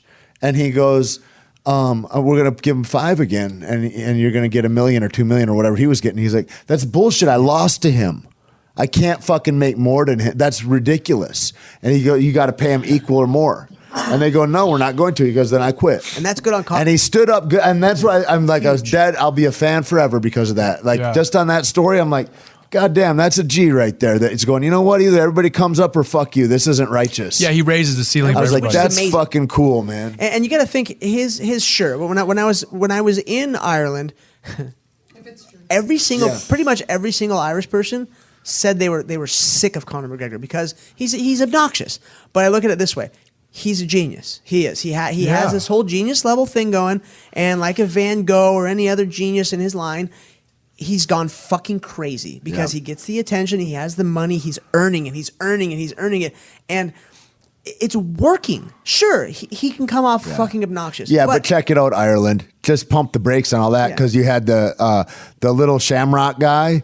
And then you got Guinness beer and the IRA. And those things are all done. Like the fucking best thing you got going on is Conor McGregor. So you might as well embrace that. And deep down, he's a really nice people guy. still eat potatoes. Yeah, true. And with that, we're going to get to another break here on American Animals. We're going to come back and I want to hear about Tait's film career. Yes. I'm interested in it. It's coffee and it's a beer. big part of his life. And we want to hear about the other business that he's involved with. You're hanging out with Erik Apple. You're hanging out with Ian Fletcher. Ian. We're going to get married. It's illegal now. You know, it's illegal now. Wait, hold on. Hold on. So I would have to take I said that because my cousin's name is Ian Fletcher. So I just combined your guys' names into my cousin Ian Fletcher. It's a good Scottish man right there. Yeah. All right. We'll be back in just a minute here on American Animals. Killer. This is Erik Apple from American Animals, and if you're a real MMA fan, you know all about the UG, that's the Underground, and mixedmartialarts.com. I'm on there every day, and so should you be. I'll tell you what, they do a podcast on Lineup Media FM every week, and it's hands down one of the best MMA podcasts out there. They get huge guests, and they do an incredible job getting access to every part of the sport. Check out the show on iTunes, Stitcher, Google Play, and ugpodcast.com. American Animals is back. I'm Erik Apple. That's Ian McCall. That's Tait Fletcher. My cousin's name is Ian Fletcher, but he's not here, so it doesn't really matter. But big ups to him. We got a lot of respect for that guy right there. It's so funny. Military man, and we got to love him. Because I look at him, just for our listeners, they'll know my cousin's a major. He's in charge of all Force Recon of the Marines. Badass is what he is. Used to run MARSOC. Oh, really? Wow. But he left MARSOC and went to Force Recon, and I hope no MARSOC guys here get pissed. But he said dealing with MARSOC was like a bunch of babies. He said it was just babysitting. He said because MARSOC, there are no qualifications except for the physical ones. So he said any fucking maniac who's physically a badass could become a special forces MARSOC. Is that? Yeah, so he said it was just savages, just maniac savages who didn't listen, didn't fucking. Yeah. They had no discipline. But that's like an badasses. Attack dog that doesn't know how to release. Exactly. Yes. So he said it was like an attack bear. You put him down. He said it was a nightmare. I mean, from going and getting guys out of the brig, out of jail, and to other countries, it was a nightmare. Jesus. Force Recon, they're educated, right? And Force Recon, their job is to get in and get out without anyone knowing. Get in, do reconnaissance, or take somebody out without being noticed. Yep. So they're smart people. All those Spec Ops guys that I know are super bright and super aware, and they don't get lost in that idiot shit. I had a buddy that was a Navy SEAL sniper, and being a friend of his, he would come over and we'd hang out, and he'd tell me stories about the shit. Because he was the leader of his team. He would actually tell you about like taking people out and stuff. Yeah. See, my cousin doesn't really say that. It's. He just says like we eliminated a lot of targets that day. Yeah, and he wouldn't go like into crazy detail. Like my roommate in rehab was 33 years in 1st Infantry, so I got a lot of wild shit out of that guy. But this guy Trevor, he man, just about how they do stuff, about like say they have a target to take out, they find a building, go in and either take out everyone that's in there, or if they're not there to hurt anybody, he's like, we got to tie them up. So we just tie them up, put them in a closet, feed them, fucking gag them, and then we get our job done and then we leave. I'm like, dude, and then the rats eat them. Yeah, and of course, there was other things said, but he pulled out. I live at the beach. And my old house was on the beach, and you could see the pier from where I live. If you're in Middle America, this is hard living out here in California on the beach. Just so you know, if you're in Indiana, I know. Fuck you guys. I get it. He pulled his 50 caliber out, his Barrett 50 cal sniper gun, put it together on my fucking porch, and was pointing at the end of the pier, which is like maybe a mile from T Street.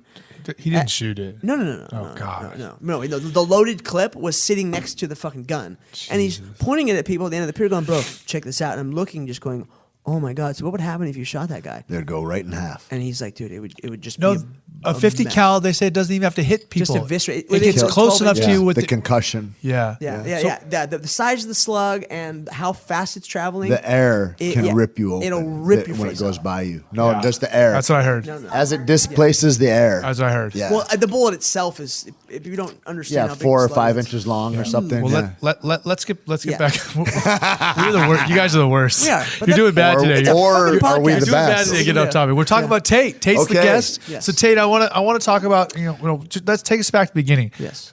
How did you start transferring over into films and to stunts and acting? It's a story of mental discipline, and it's I think one that is and a lot of fortune and happenstance. But I think whenever you start paying attention to excellence at a thing, that you can recognize the excellence in other people, and you have a conversation in that. And the only thing I ever really liked in life was I liked stick fighting at first, and then I really liked jiu-jitsu a lot. And then I liked Muay Thai, and I paid attention to those things. And MMA was my life for like 7 years or something like that, and jiu-jitsu before and after that. And I'd done a film. I was working in a nightclub in like 2000, and Master P and a bunch of his guys came in. They said we need these guys for this movie. They came into where? They came in this nightclub I was working at, and What city was this in? in northern New Mexico, in Santa Fe, New Mexico. And they were filming in a prison yard, and there was a movie called Lockdown. If you want to look it up, it's fantastic. I'm looking at it now. And so that's where I got a SAG card, was out of that. You were Shaz. Yeah, Snaz. Snaz or Shaz, I'm not sure. Anyway, it's some horrible name. And then I never looked at it again. I was like, I'm just a kid from Michigan. This isn't like a thing. Like you're gonna go be in movies or something. And I would really like wrestling. Wait, so you got your SAG card off the first movie? Yeah. Awesome. Okay. Yeah. It's called Taft Hartlead. Yeah, I never would have sought it otherwise. And then I just went on a grappling tear, and I fucking went, every Pan Am's, like in Florida, we went to a lot. I went to the Worlds in Brazil. I just travel everywhere to go and wrestle. And then when fights came up, I started doing that. But then, so towards the end of all that, I'm teaching jiu-jitsu. I've got a gym that still goes on undisputed in Santa Fe, New Mexico, and it's like a strongman CrossFit jiu-jitsu gym. We're a 10th Planet gym there, but I was teaching. Big shout out to 10th Planet. I was teaching jiu-jitsu, and this guy comes in, and then he's like, "Oh, you worked for a friend of mine on this film back in the day." Da, da, da. And I go, "Oh yeah, cool." He says, "Well, I'm here doing this thing, Paul." And so I kind of got into stunts doing that, and I got into that, Red Dawn, Thor, Avengers, kind of a bunch of things went in a row. I got a little role on Jonah Hex. Wait, you skipped ahead real quick. You went from this thing kind of happened to I did 14 other movies. This guy So did you join a stunt group like no, Stunts man, Unlimited or one of those things? No, man. I just met a bunch of people, and then I word of mouth. And I used to wish I was like, fuck, man, I wish I was like 170 pounds and 5'9", because all the actors are. And then you can double all those guys. And all the guys that I know that double guys, they get pretty good career from that. But I fucking look like a goddamn gorilla. And so, at a certain point, you're like, just be what you are. And then a lot of roles came out. So then I started really paying attention to acting more, and I started studying it the way I did fighting, really. And so I I've been in 1,000 audition rooms. I've just done due diligence, and I keep working at that, and that's really where I put my energy towards. And then I get these stunt roles where they're like, "Hey, we need a guy that's, got the agility to be able to be kind yet look super violent with a main actor," and like that's kind of became a forte in a way, and like there's so many great stunt guys that made me look really good by putting me in good spots. And So you got your SAG card from Lockdown all the way back in 2000. yeah.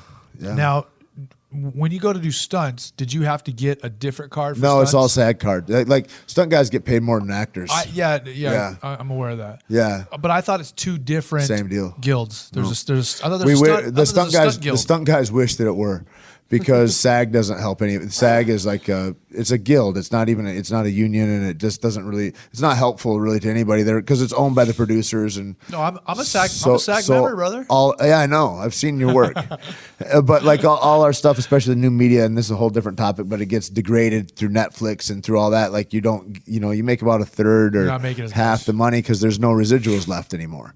And they've worked all that out because they're like, we don't really know how to quantify the internet. It's like, how about every click fucking counts and it never gets lost and it's quantifiable more than a VCR tape, you jackass, and now we're fucked. Yeah, But it's interesting.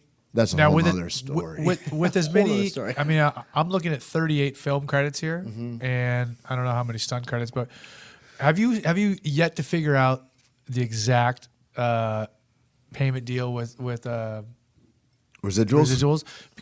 Because mine come, I'll get like one, and then I won't get one for 6 months, Right. And then I'll get another one, and then I'll get one a week later. I'll be like, Yeah. how come I get one and then another week? Why I don't get And it? I think it's like if other shows use it, like if, say in a clip from but they're Jurassic, not, but they're not quarterly or every certain amount of time. They're just random. they come at certain times and then they come, but I've never paid attention. I'm just grateful if there's a check in the mailbox, Can you imagine the people who were like an Avatar? Oh, it's got. I know guys that still make a living off the Matrix. I was just going to bring They're that still up. getting paid for Matrix. Yeah, all the guys. That was the best thing in John Wick, man. All those guys, like there was 8 or 9 dudes that were on the main stunt team for the Matrix, and 2 of the guys, one of them was Keanu's double. He's the director, Chad Stahelski of John Wick and John Wick 2. I'm so excited for and part then, 2. And then Dave I like Leach John Wick. also was his partner, but they were all part of the stunt team. So they were stunt guys that became stunt coordinators. That then there were some of the first guys that went in and became directors, man. And they run a shop called 8711 down in Inglewood. I know what it is, yeah. And rad fucking group of guys. And then like another 7 or 8 of the guys were all in the Matrix too. So I'm looking at all these kind of legendary dudes. It's cool, Like they still make enough to live off just Matrix. I mean, they all work all the time, but yeah. But there's guys that I know that only had like one little role. They played one of the bad security guards or whatever, like in the suits, and fucking get checks all the time. Yeah, it's crazy. Bank. Well, most people don't understand. Unless you are a lead actor, unless you're a real star, the stuntmen make more than the actors. Yeah, because you get bonuses. Like you fall down, you get some extra money. It's called you get like a stunt adjustment. Adjustments. Yeah. Now, what would it take? Because it's something I've always thought about doing. I'm not saying I'm going to, but what would it take for someone like myself? I'm in an advantageous position being a It would fighter. take a remake of The Wizard of Oz. And yes, exactly. What would it take? Yes, I will do the Rough Lollipop room. Guild. You can laugh, Tate. a rough You can room. laugh at me all you want. It's It's a rough fine. room. I'm used to it. But what would it take? What would I have to do to really start off a career in that? I think that people always say that like that don't have any kind of abilities, and I'm like, they're like, what did you do to do that? I'm like, it's your whole life. It's like what, and so like you've got the advantage of living a colorful life, and you've got a broad range of abilities, and it's just getting in the right spot, getting in front of the right people, it's building relationships, I mean, getting in one of the groups like 8711 or Stunts well, Unlimited. there's would really help, right? those guys, but like those guys, like what everybody tells me about groups, they're like, nobody offers to get you in a group until after you don't need a group anymore, And so those are kind of guys that all like each other and hang out a lot, and they'll work each other a lot. But it's nothing that you could like apply for. Or No, get into I know. in You that way. have to know if you know those guys. And you can approach them. And Or say, if you're "Hey, like, there's guys. Fuck, I just worked on this show, man. There's guys that doubled like Charlie Chaplin and fucking and Buster Keaton, like before there was talking movies. They're in that kind of thing, and then in John Wayne movies and all. Yeah. And so these guys are like third generation. Like this one dude I tackled off a horse this last summer, and he was 72 years old, I think, and he was as fit as Ian, like just fucking. He was Ready to go. And Good for him. And, Wow. and he was rad, man, and all his people were from the hills of Spain, and he lives out in north. And you said Hollywood. is he a second or third generation? Yeah, stuntman? yeah. His dad, I think, was back in the Buster Keaton days. Yeah. And then his kids. I mean, it's like so you've got these guys that it's a generational thing, and it's like it's a real family business, and it's a small tight knit group. So what would you say is the biggest project that you've been a part of? I mean, I see Jurassic World, I'd say I think that was the biggest moneymaker, right? Yeah. One of the And then Jean-Claude Van Damme, that's one that's coming back. That's one that they just called me to be in the next. They're doing a full season of it. We did a pilot of it. Jean-Claude's doing a joke thing about himself, and it's hilarious. It's on Amazon. It's called Jean-Claude Van Johnson. Yeah, I'm looking at it now. Awesome. It's pretty fucking funny. And then I just got offered a lead, so it's like acting is moving more and more, but all that shit, man, it's like, I just feel like whatever it is, you do what you love doing, do what you have fun doing, and do that shit as well as you can, and then that stuff opens up possibilities. And then do you have like an agent? I don't. You don't? No. People just call you straight up. Yeah, I mean, it's a word of mouth thing, and then I'll try to push myself into places and go, hey, do you know a guy that's doing this and that? And then I'll give him my resume and my reel and stuff like that, and I'll present myself. So you don't really feel like you need that? You don't need CAA? I do feel like that would be great, but they don't want to fuck with me. Like, it's like those groups are so big. I've got a friend at William Morris, and they're like, we're so big. Like, you would fall through the cracks. we help Matthew McConaughey. Like, what are we going to do for Tait Fletcher? Exactly. You know what I mean? But then I just worked with The Rock on Jumanji. I feel like you're in enough projects that why wouldn't they want to help you? Right. And so I just don't know those people, though. You know what I mean? And because I'm not like I'm not an industry guy. You know what I mean? And I'm not like, fuck, you know more people than I do about it all. You know what I mean? You're like the fucking South Bay pretty boy. Fucking, it's true. Like listen to this, Eric Apple. I mean, back in the day, like that. You know what I mean? Like that. That's what. Come on. I mean, he is as handsome as he is. I mean, fucking Eric. Look at it. You don't turn red on me, motherfucker. Listen, You're making him embarrassed. Listen, that's just real life, man. And so I got I'd like to be in that position. I feel like this year I'll get in that position because that'll put me in a place. I feel like as you a stunt man, you don't need it. I feel like you acting wise, you are. But you just haven't told yourself that I just got to do it, man. I would think those people would. It's the right introduction. Maybe this is the podcast to get me in there. Well, hopefully, as a fan. I see you in everything. Yeah. I literally, I'm watching, like, again, that Westworld TV show, which is amazing. How great is that show? Oh, God, Anthony Hopkins is fucking gangster. What a G. Or just watching anything. I see you a lot doing the shows. Obviously, because I know you, but I have that same sort of feeling where you're kind of right on the cusp of where they should be because you're anytime now. Anytime. I just recut a reel and I don't know, man. I think you're killing it. Closer and closer, and I feel super grateful for where I am. And the reason I hustle like that is like really just like I've been broke before, you know what I mean? And it's like, and like that thing about fighting, you shake your own tree so hard, trying to get like. When I don't feel like you're gonna be sponsors. broke anytime soon. The way things are going. Well, thanks, man. I'd be shocked. I get the feeling you're doing okay. Here's what the coolest thing is. It's like you guys doing this show together. And like, TJ DeSantis is a legend, right? Like to me, like, cause like I've been around for a long time, right? And like, which is weird because I don't feel like that. Like it's weird when I think,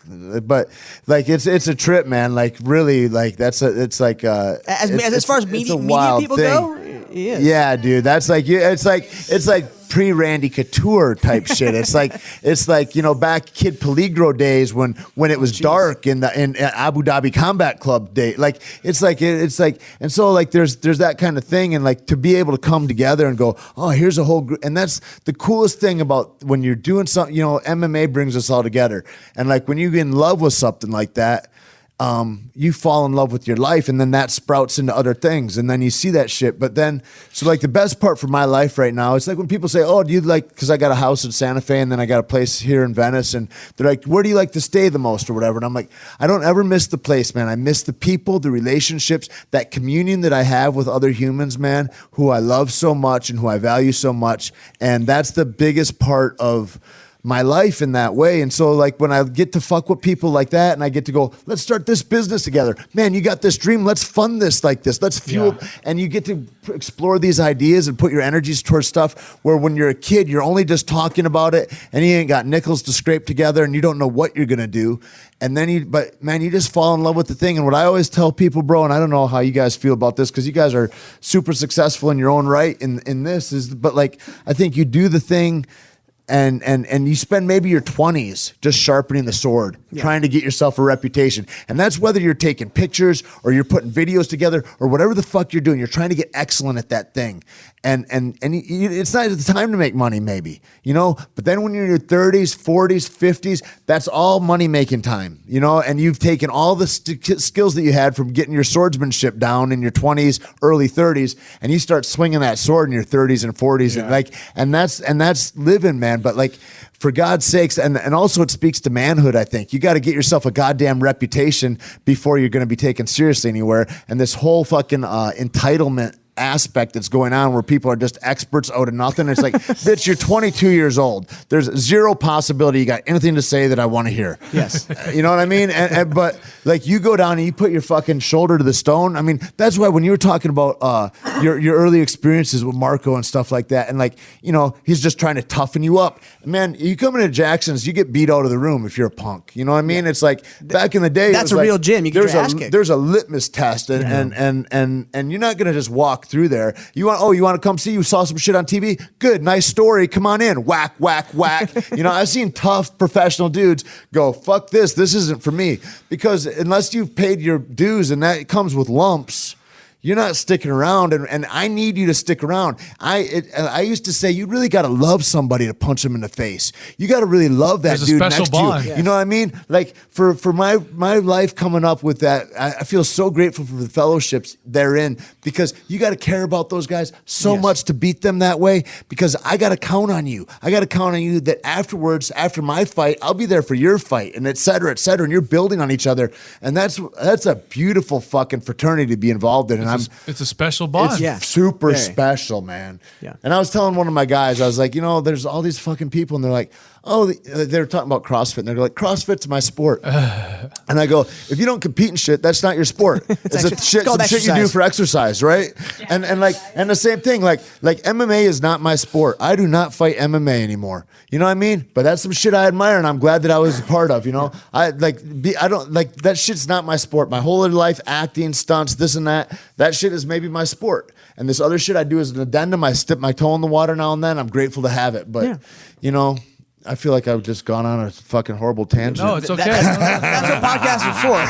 Utter nonsense. Anyways, man, it's just been, and that's the coolest thing. You know, I was thinking about all the dudes down in South Bay that is like a whole nother world, really, from when you're like in actual California to like South Bay is like its own. It's like you might as well be communist China or something. But like the whole Huntington Beach crew, you know, and all that stuff, and all the T-shirt companies, and all the stuff that you see pop up from all that Hitman fight gear and all that shit, you know, and Crazy Dan and fucking, and then you get all the tap out guys, like, and all the industries that built up from that. I mean, you watch tap out back in the days. That was like fucking what you might as well have been watching Kiss tour with a baseball team, and they're just rooting for the fucking players. They're like a rock group that didn't play. Like, that's amazing. And so here we are in this life where you can build it up and you can grow it into whatever you want. And people are out there fucking crying about like, there's nothing to be done. It's like, motherfucker, there's such an ability to be in creation, and that's the fucking coolest thing. Well, I mean, pretty much all three of us right here are all proof that, you know, you can go out and make anything happen. Yeah. Because none of us, when we were 5 years old or 10 years old, knew that we were going to do what we're doing today. None of it even existed. That's why I always really admired, like, I remember talking to like Cub and little John Dotson and then female MMA athletes too, you know, like Julie Kedzie and them and Peanut and Holly. And I was like, what is it? Like, Holly was a great boxer, so she was doing stuff anyway, but like, fuck, for Michelle Watterson and for fucking Kedzie and like all these girls, there wasn't that thing. There wasn't that. And Dana was actually saying there's up until 4 months before he met Ronda, he's like, there's zero possibility that a woman will ever fight in the UFC, right? Yeah, ever. And there's never going to be a 125 group for fucking men. There's no fucking way. Yeah. And so I was like, John, what the Dotson, I was like, what keeps you going? Like, what kept you, like, for 10 years, 12 years, that dude's staying in the cut, fucking every day in the gym, you know? And for guys like that you got to fucking be mental. You got to love that thing. So motherfuckers looking at like, oh, here's the lights at MMA. I want to be a fighter. Eat some dicks, man, because motherfuckers are in the cut and fucking working and grinding it out before that was even a possibility. And then boom, a possibility comes up. They go, hey, Ian McCall, you want to come fight on this card? We're starting a new weight class. Yeah. He's like, fuck yeah, I've been waiting for that call. Yeah. And that's called faith, man. Yeah. It's exactly what happened. They said, I remember vividly in my kitchen, got a message, a private message from Sean Shelby. What's your phone number? And I was like, oh my God, yes. So he Your called dick's me. kind of hard and kind of goes in your body at the same time. You're like, I don't know. I'm waiting, and he's like, hey, we want to put on a tournament, but you got to keep performing. You're doing an amazing job at Tachi Palace. Keep performing, and we'll build the weight class for you. And that was the motivation I needed. I went out there, I kicked some ass, and then they made a tournament for it. I mean, sure, it didn't work out like I wanted it to, but at the same time, just having that on your back, that motivation. First little bit. Yeah. Exactly. The first morsel. You created it. Yeah. Hey, It's with so that, cool. we're going to go to one more break. Sure, we're going to come back. We're going to have one more 15-minute segment with Tait if he lets Killer, us. yeah. And I want to talk more about I want to hear more about the films and his experience. Yeah, 'Cause, man, whatever. you've been a part of some really awesome projects. So I'd love to hear some stories from I you. feel fortunate, man. It's nice being here. Thanks. Yeah. We'll be back in just a minute. You're here with Tait Fletcher, Ian McCall, Erik Apple on To American Animals. Hey listeners, Erik Apple from American Animals, and today's podcast is brought to you by Amazon. It's really easy to support American Animals. Before you shop at Amazon, and we know you all do it, go to our website. That's the number 2, AmericanAnimals.com, and click on the Amazon banner on the homepage. It's that easy. Remember, that's 2AmericanAnimals.com, and click the Amazon banner before you shop. Welcome back to American Animals, episode 28. Yes. I think. I don't know, 29, what doesn't 28? matter, whatever. I'm losing count. Joe Rogan better watch out. He's on 904. We almost got it. Coming up to you. We almost got you. And Joe's doing 2 a day, the motherfucker. As the man yeah. who mentored me into doing this, I Is feel it- like I have to push it that far. Is his I have to studio? work my ass Is his off. studio in the house? No, it's No. down the It's street. another place, yeah. He's actually looking to open up, get a bigger one than he has now, and then also get one in downtown LA in like a high rise. That would be Have a sweet view. fucking sick. Okay, so we're hanging out with Crazy. Tait Fletcher, of course, one of the original competitors on the Ultimate Fighter show, season number 3. Tait, a known grappler as well in the MMA world, and went on to do a lot of stunt, a lot of film work. And man, some of these projects, I'm looking on your IMDb right now. I mean, some of the projects are really big projects. I mean, the one You've been in some serious movies. recently we've seen Westworld, and you said the biggest one that you believe you're a part of was Jurassic World, and Jurassic World was one of the 5 biggest movies of all time, right? Yeah, I think lucratively, that was the biggest. Them or Avengers. 6. Avengers was big too, right? Yeah, both Avengers movies are top 10. Yep. Yeah. And you know which one I liked a lot was Sicario. Yeah, that was Sicario was fantastic, great. man. Now, let me ask you a question. When you work on these films, do you wonder and do you question, like, man, I wonder how good this movie's going to be? Yeah, absolutely. You're like, fuck, I hope it's good. I thought Jonah Hex was going to be badass, and it made $14,000 It was or something. It fucking was horrible. It was horrible. I thought it was gonna be cool too. And then Sicario, I'm in it, and I'm like, I don't know if this is going to be. And I watched it, and I was like, this is crazy. They're just doing the second one right now, Soldado, it's called, and they just left New Mexico, and they're headed down to Mexico City to finish up filming. Oh, that's That'll be awesome. fun. And it's the same. It's the same Benicio and Josh Brolin, and they which are just go back and such collide at the amazing end. actors, Yeah.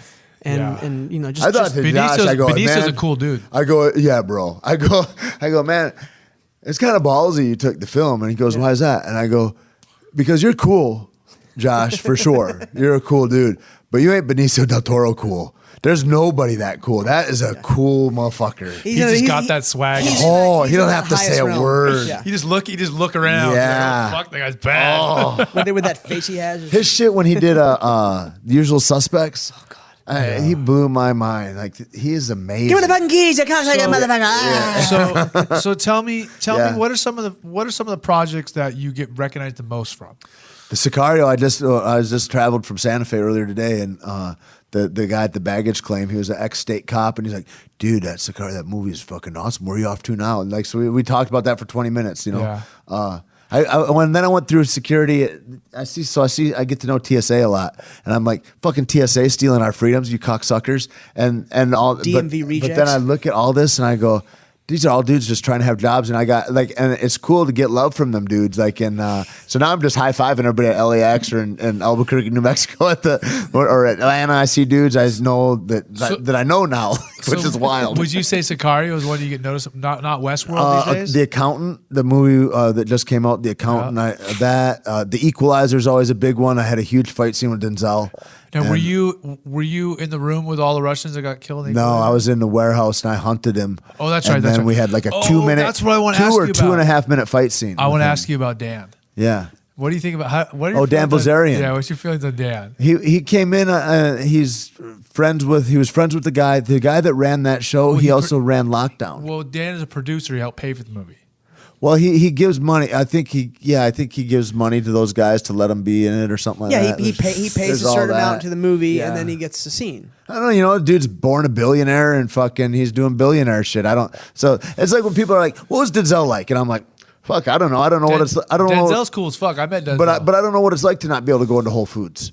Yeah. Like that's you know what I mean? He can't go. He's not free. Yeah, it's a different like life. the way, and everybody's like, I don't know. He snubbed me or what? Like or anybody that says Bro, like he's got 6,000 people bugging him Dude, every day. Tom Cruise All ain't day been long. in a grocery store since he was 19. Like he doesn't know what life is like, and so it's like that's got to be fucking weird. I got no idea what it's like to be them. They're And honestly, and thank goodness. as cool as all the money and fame would be, that's gotta suck. Dude, I can't imagine. it's gotta be I really can't real rough. imagine. And then also, you know what I thought was the coolest about Denzel was that he was like, he had his whole crew for 20 years. The wardrobe guy, the makeup guy, his security, they'd been with him for decades. Oh, really? And I'm like, that's a down dude. And also, it's probably like he doesn't know, he knows who they are. You know what I mean? It's like know, and because that's the other thing about being in a position like that, or even having a lot of money. How many times do you get put some bullshit on you all the time, and you're wondering, are they just trying to get in my pocket, or is this a real thing, or what's going on? You know, and so that's that whole Hollywood deal. Yeah. I think those guys are it's a weird position they're in. You know. So tell me, I want to know. Tell me which project you've been a part of, or which project that you had like maybe the heaviest and most serious stunt work.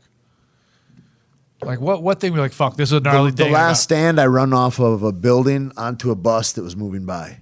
And that was really cool. It was dope to be able to be a part of that. That was Arnold Schwarzenegger's first film back after he was the governor. Do people look at you, because I'm guessing you have compared to most people, you've fought professionally, you've done things that really have spiked your life, really Sure, get up there. Yeah. It's hard to reach those elevations without doing things like fighting or stunts. But do people kind of see you and kind of giving less fucks than the normal person? I'm guessing even less than some stunt people. And they just go, how do you do it so easily? There's some crazy dudes out there though. Yeah, there is. I mean, most of the guys that I work with, it's like they're professional rodeo guys or NASCAR guys or X Games guys. I mean, there's it's a beautiful thing because I'm a mediocre talent at the fucking highest levels of things, and I get to work with these guys that are fucking like heroes, man, that are really fantastic, and I've felt that way ever since my MMA career forever. Like I just feel like the luckiest guy in the world in that way, just because like.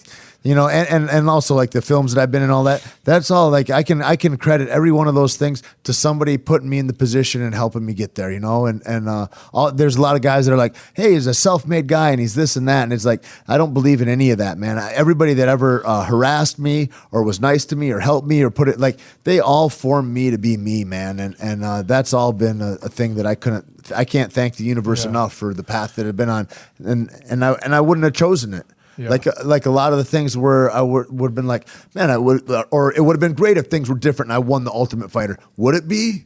Or would you be stuck in a different way? I don't know, and so I got no complaints. I go every morning, I want to show up. I want to be the best example of Tait Fletcher I can be so I can be the most helpful and useful to the world around me and my community, especially in these times that are going on with everybody got all these kinds of feelings that they're putting out everywhere and they're spilling all over the place. And the thing is like when I get worried about world events or I get worried about Dapple or fucking president or anything, it's like I can't move that needle, man. That doesn't matter at all. But I could hug my mom. I could go make some extra money so she can pay her mortgage. I can, you know what I mean? I can support the world and the community around me, and that takes me being the best me I can be. And what takes me away from that is when I start focusing on shit I got no control of. Yeah. So I think that like as a man, you got to have discipline over your mind, your spirit, your body, and your intellect, and your emotions and your intellect aren't the same. And you got to meditate to differentiate those sometimes, Yo, Tate's dropping some knowledge. Tate's got some feelings in there. Yeah, baby. He's got some stuff to share. I love it. Yeah. I love it, Tait. Yeah. So that was a big project for you. We had a pretty heavy deal with that was heavy. What else? The thing in the accountant was a big deal. Like I'd knocked myself out in the filming in one morning, knocked myself out, ruptured a dorsal joint in my toe, I broke my foot. and separated my shoulder all in the course of like 3 hours of filming that scene. And then we had to shoot the whole rest of the day. And then we had to shoot the rest of the day on my face, like with me doing my part. And I was like, this sucks. It's a newfound respect. I mean, listen, like, I've always thought I was a pretty tough kid. Sure. And then you see like legit high level stuntmen. You're like, fuck, those dudes are bad. Nuts, yeah. Badass. I don't know if I want to do all that shit. Like, I kind of thought I could do that shit, but some of that shit don't look that fun. And you know what else too is you see guys do it for 5 years or something. Like I said, that one guy that I'm talking about, 70 years old, and he's doing it. You see guys in their 50s and their 60s, and they're doing it, and they were old bull riders and shit like that. Like you fucking talk about fighting a dude. They're fighting a fucking bull, like a live animal, right? That wants to kill him. That's angry as shit. Fighting another guy is no big deal. I mean, exactly. And so like with all that, I look at all that and I go, because it's like being back in the gym. It's all the lessons I learned in life I learned in the gym. And fucking, you got Marco Huas on top of you beating your ass over and over again. And he's like, and why is he doing that? Because he wants to see if you'll leave. Yeah. You know, and if you'll leave, he ain't going to spend any time on you. George St. Pierre, man, when he came down, I said, what was the hardest thing to break you into wrestling? Because he didn't wrestle at all, and he's one of the best wrestlers at MMA. And he goes, well, I'd go with these guys, these Russians in Canada that would train the Olympic team. And he says, it took me 2.5 years before they would talk to me and help me. Up until then, it's just, here's a suplex, asshole. Bang! It's just dudes smashing him repeatedly. And then they go, after 2 years, they go, okay, maybe he's right. And then they go, hey, come here, George. And then they started helping him. Wrestlers are assholes. Oh, they're the worst. Especially when it comes to training, growing up a wrestler. Especially those guys that are world class will fucking break you any chance they get. Because why? That's the name of the game. Because they can. Because they can. And there's not a goddamn thing you can do about it. At all. And it's a cool thing. But in that thing, you know, I was asking one of my young dudes the other day, I go, he's like, man, I really like doing this stuff. And it was like all the flashy, shiny shit under the lights. And I go, what do you have in your life, though, that you're willing to die for? What do you have in your life that you're supporting that'll break up relationships, that take away and put mental anguish in your heart, that fucking you have to suffer for because you love the thing so much? And if you don't have that in your life, man, all the flash goes away. That ain't nothing. There's no substance in that, man. You know? Yeah. And so I root it all back into those days in the gym. Really, for me, I mean, I think there's such lessons to be made in there, right? It creates character. Sure does. 100%. And also because you got these guys, like, I'm training next to fucking you guys. It's like, I don't want to let you down. And so you get this thing, this familiarity with each other and this fidelity. That's the biggest thing for me is I can live with losing. Sure. I don't want to let my coaches and my The teammates. only time I ever felt bad about losing is I brought shame to my school or some shit like some head trip that I played that wasn't true. Nobody else would put that on me. But God damn it mattered to me. It's just a win or a loss, but all these people put their effort and time and their life into me winning. Feel like you let coach down. And I let them down. That's the one of the hardest things, you know. Sure, iron sharpens iron. That's why you get good people in the gym and a good coach that do everything. But realistically, you look at a coach. I was talking to Jason Perillo about it the other day. 99.9% of your fighters are going to fail you. And it's hard to say that, but it's true. How many fucking world champions does any coach make? Right. Let alone guys that, you know, you're dealing with fighters, so most of them have issues. So whether they fall out from drugs or violence or a girl. Or they just get mad at you and then they go to another camp. Exactly. I mean, how many guys, like, that's a heartbreak. So people don't, and people make memes about it and jokes and this and that. They don't have any idea the heartache that happens with that. No, the shit ain't funny. And I just left the gym. I have the name fucking tattooed on my arm. Yep. Okay.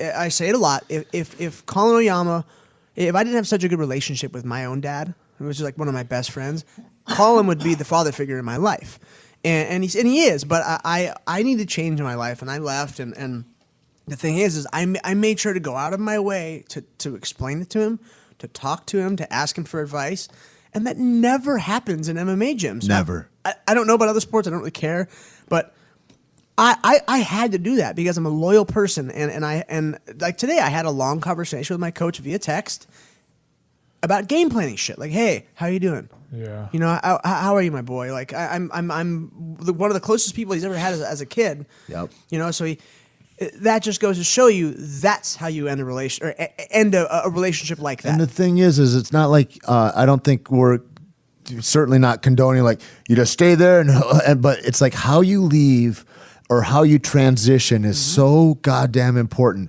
because it's my mom. I remember my mom told me when I was a kid, she goes, you can say anything to anybody as long as you say it in the right way. Think about how you're going to say it. And like, think about like, there's ways, I mean, cause most people leave under the dark of night.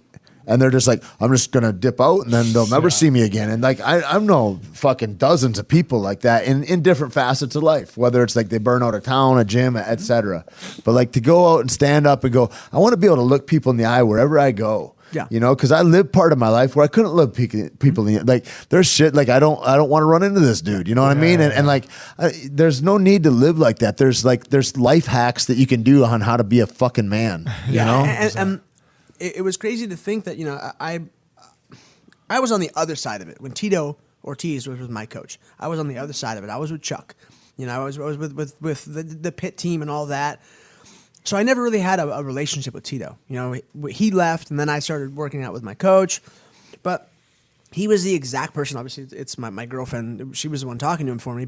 And then I had a conversation, in private with him. But I asked him for advice. It's Tito. He's a legend, and he's been through the same situation. Walked through a lot of stuff. Going from one coach, and now he's at another coach. Yeah, specifically my coach. Right. Specifically because him and Rampage were down there, right? Yeah, him and Rampage were there, and he left and went to Ruka, and I just was like, dude, Did you just watch his fight? Oh yeah. Yeah. What do you think of that? You see that with him and Chael? I thought it was real. He was okay. Of course it was. Chael is a mental midget when it comes to submissions.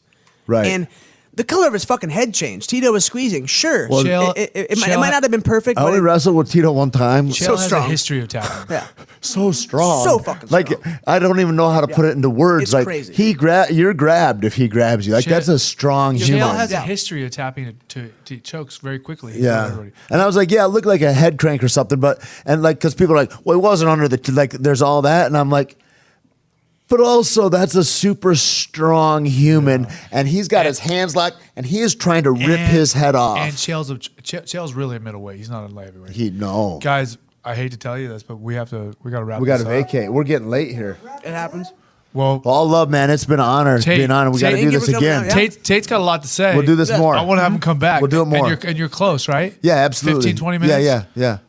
Just come and hang out whenever. Yeah. And then you're going to show me how to surf sometime. Yeah, I'll show you about this trip. So I went. How I know you say Sonny Garcia? How I know that name is because of like Shane and Kelly, and so they went on this trip to Fiji, and I went on this trip with them guys, and so then Kevin Ansel and all that, that whole thing kind of weaved together. Yeah, Sonny and I have lived together. I was the best man at his wedding. Really? Yeah. Crazy.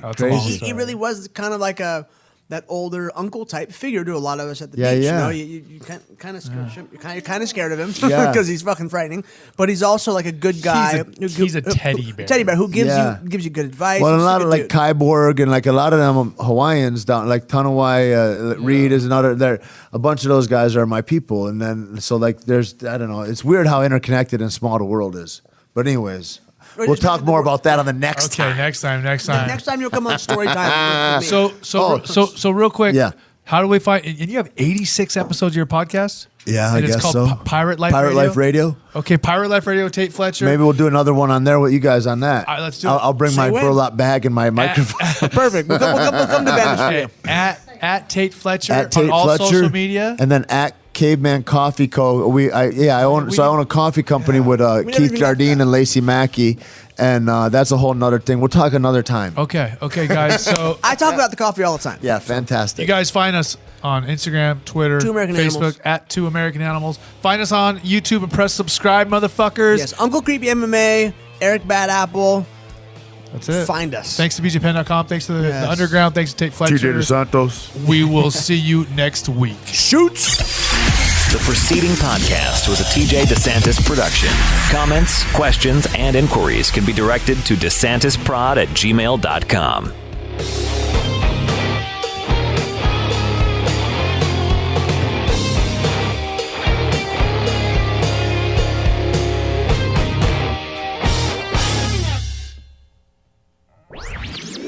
This podcast was a presentation of LightUpMedia.fm.